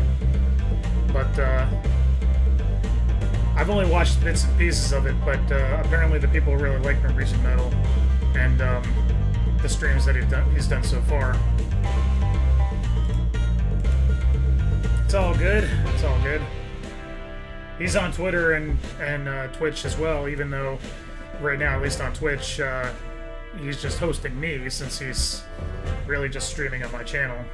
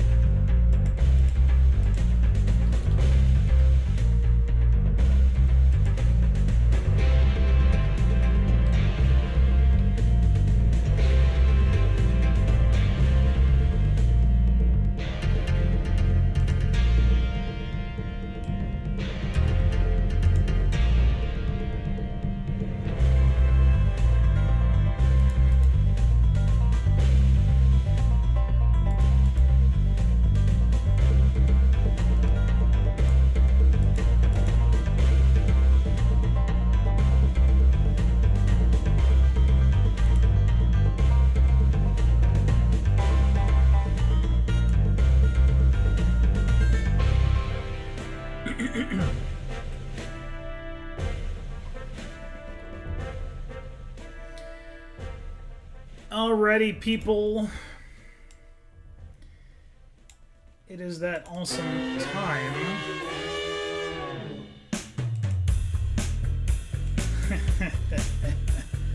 That time of the stream that we do. Fred out. I'm not sure if that means you're leaving, Trav, or if you're just giving me the thumbs up.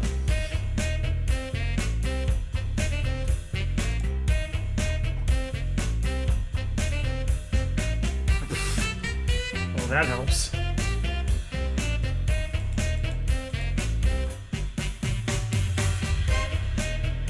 Fair enough, fair enough.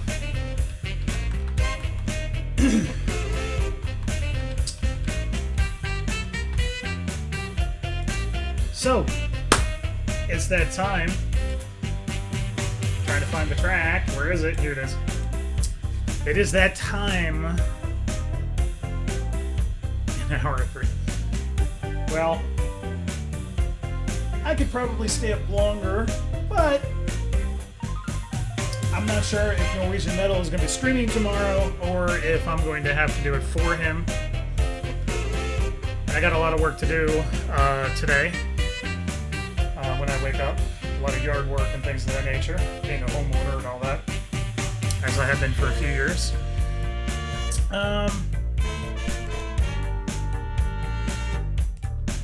So, I suppose we always like to leave our peeps, especially those tuning in via the VIP stream, definitely like to leave our peeps with something. This is one of my favorite Overclock Remix tracks from Super Mario Bros. Definitely want to thank our moderators, moderating the VinnyMac radio chat. Definitely thank all the supporters who are tuning in through there. Also tuning in through VLC using Livecaster. Definitely thank the VinnyMac Productions at VinnyMac Interactive Broadcasting Control Center in Huntsville, Alabama. Thanks to my engineer Bill, who's in the other room. And thank all you fine people in the Twitch chat for hanging out. Thanks for Real Red Raccoon, good friend Trav here, for hanging out, sticking out with us as we span the genres of gameplay on the PlayStation 1 today. So I'm going to leave you with a couple of tracks here just to kind of lighten the mood a little bit, let you guys kind of simmer down as we exit gracefully. You're definitely welcome, everybody. Okay, the chat on VinnyMac Radio is getting a little weird, but that's neither here nor there. So, alright, folks. I think that's it for me. Until next time, I don't know when that's going to be. Make sure to subscribe on and follow on Twitch, Twitter, Instagram, all the stuff. The stuff's in the description below. If you have any questions, comments, concerns, jokes, you can email me at the one and only at VinnyMac.org. Check out VinnyMacRadio.com for all the cool stuff. Check out my photos. I know I'm rambling at this point, but I guess until next time, keep it real and stay true to yourself, and don't let others tell you what to do.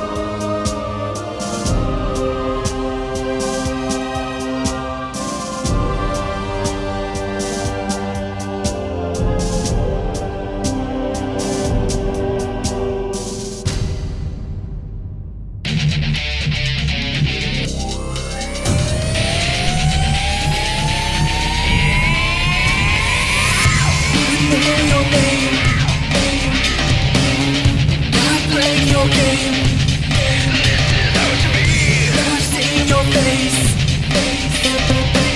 You try to take my place.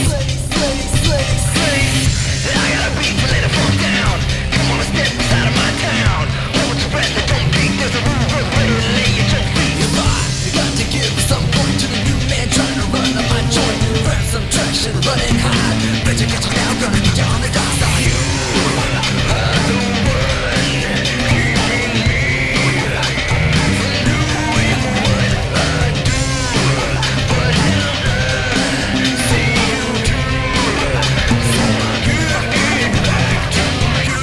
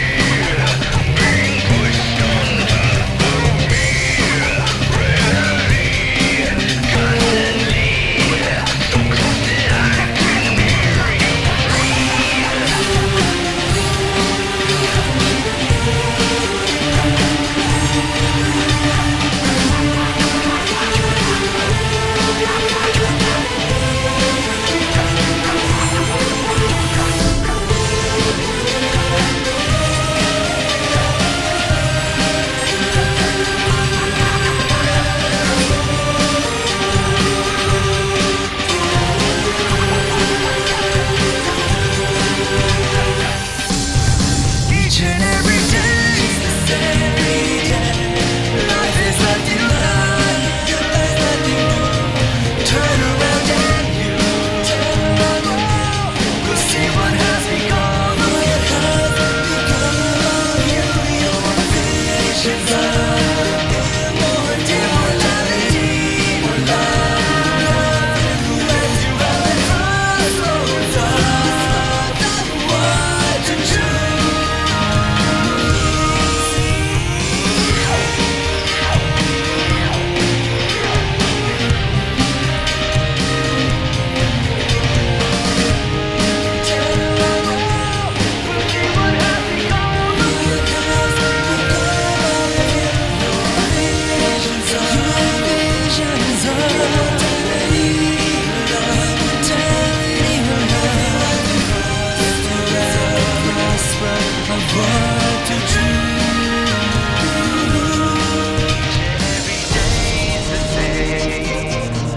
Life has left you nothing new. Turn around and you will see what has become of you. Your visions of immortality, love you at the crossroads of what to choose.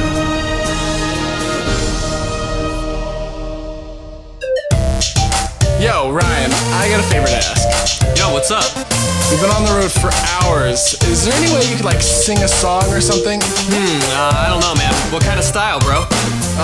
Can you do, like, in the style of Airplanes, as made famous by Haley Williams from Paramore? Oh, alright. Onward we'll go on our quest and seek out comfort in the wild. Laying down with fear and shiny chest. Push on, oh don't give in. Beyond the hills and streams or the Everglades lies a place, a home away from home. Maybe someday we will get that far. We'll steal their crystals from their homes. Give me F, give me F, give me left now. Give me F, give me 5, 6.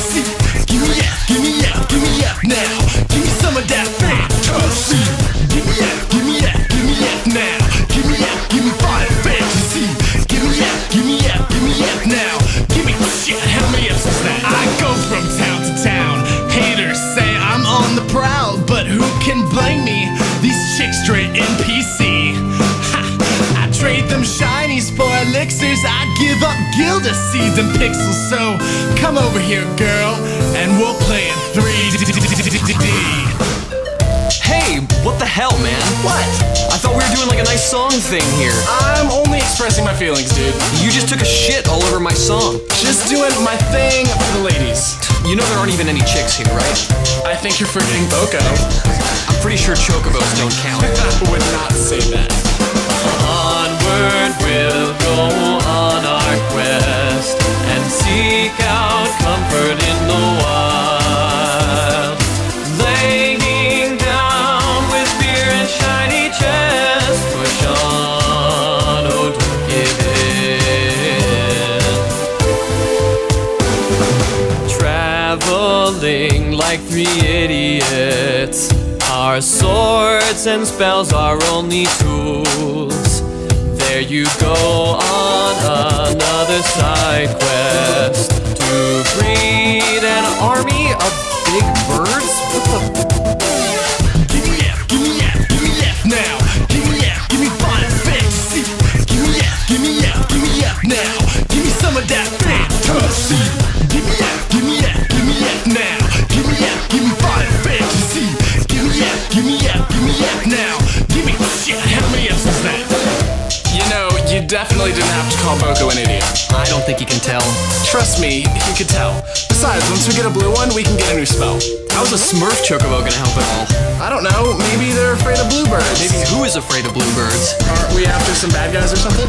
I don't know, this plot is too confusing. Onward we'll go on our quest and seek out comfort in the wild.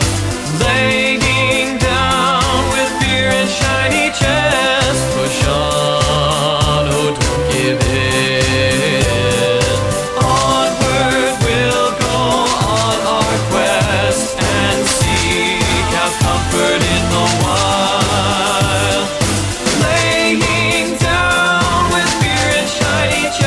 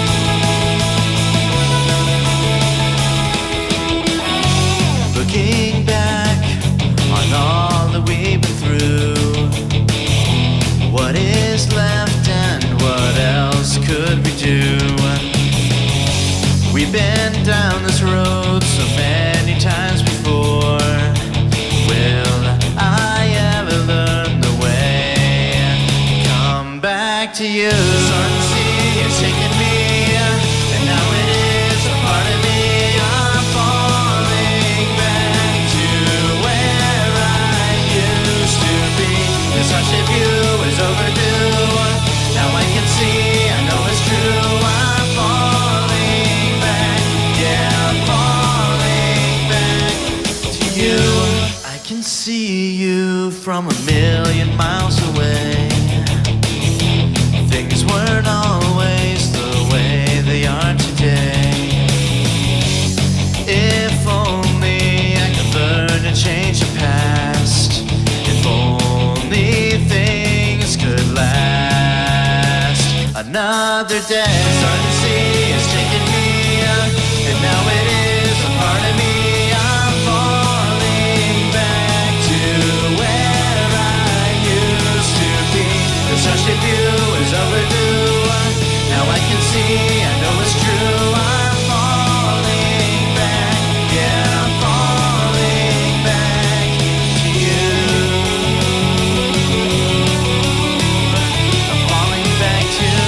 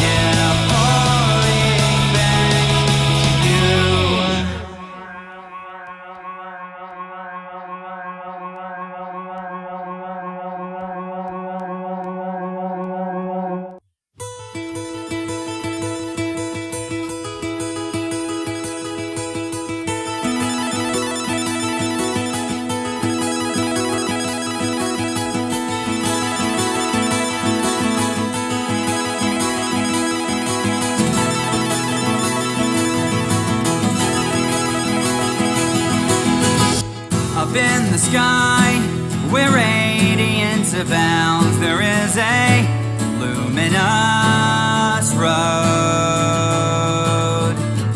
Hearts race away, suspended seamlessly. It is a sight to behold. We're on our way, let's go today, because we might be the only ones to ever be. Up off the ground with arms around, holding me silently. There's nowhere else I'd want to be. The path is paved with colors filled with light. They cast a radiant glow. No end in sight. Now that you're here with me, let's chase the eternal rainbow. We're on our way, let's go today, because we might be the only ones to ever be. Up off the ground with arms around, holding me silently. There's nowhere else I'd want to be but here with you.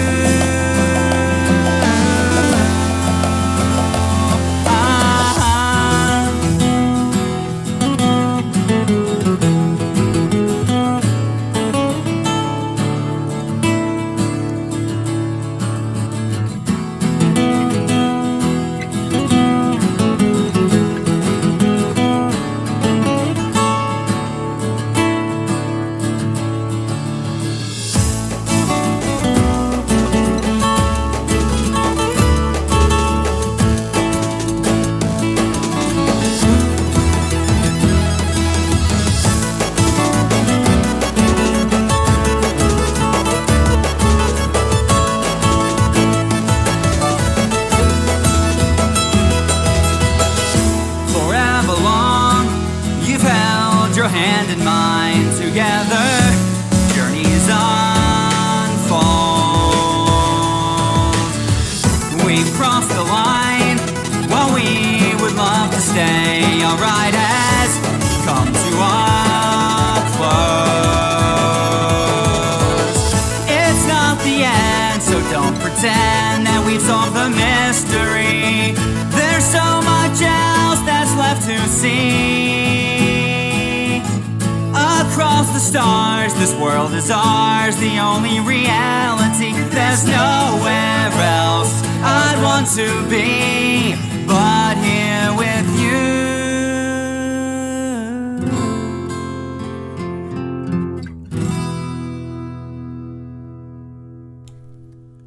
Thanks, everybody. We'll see you next time.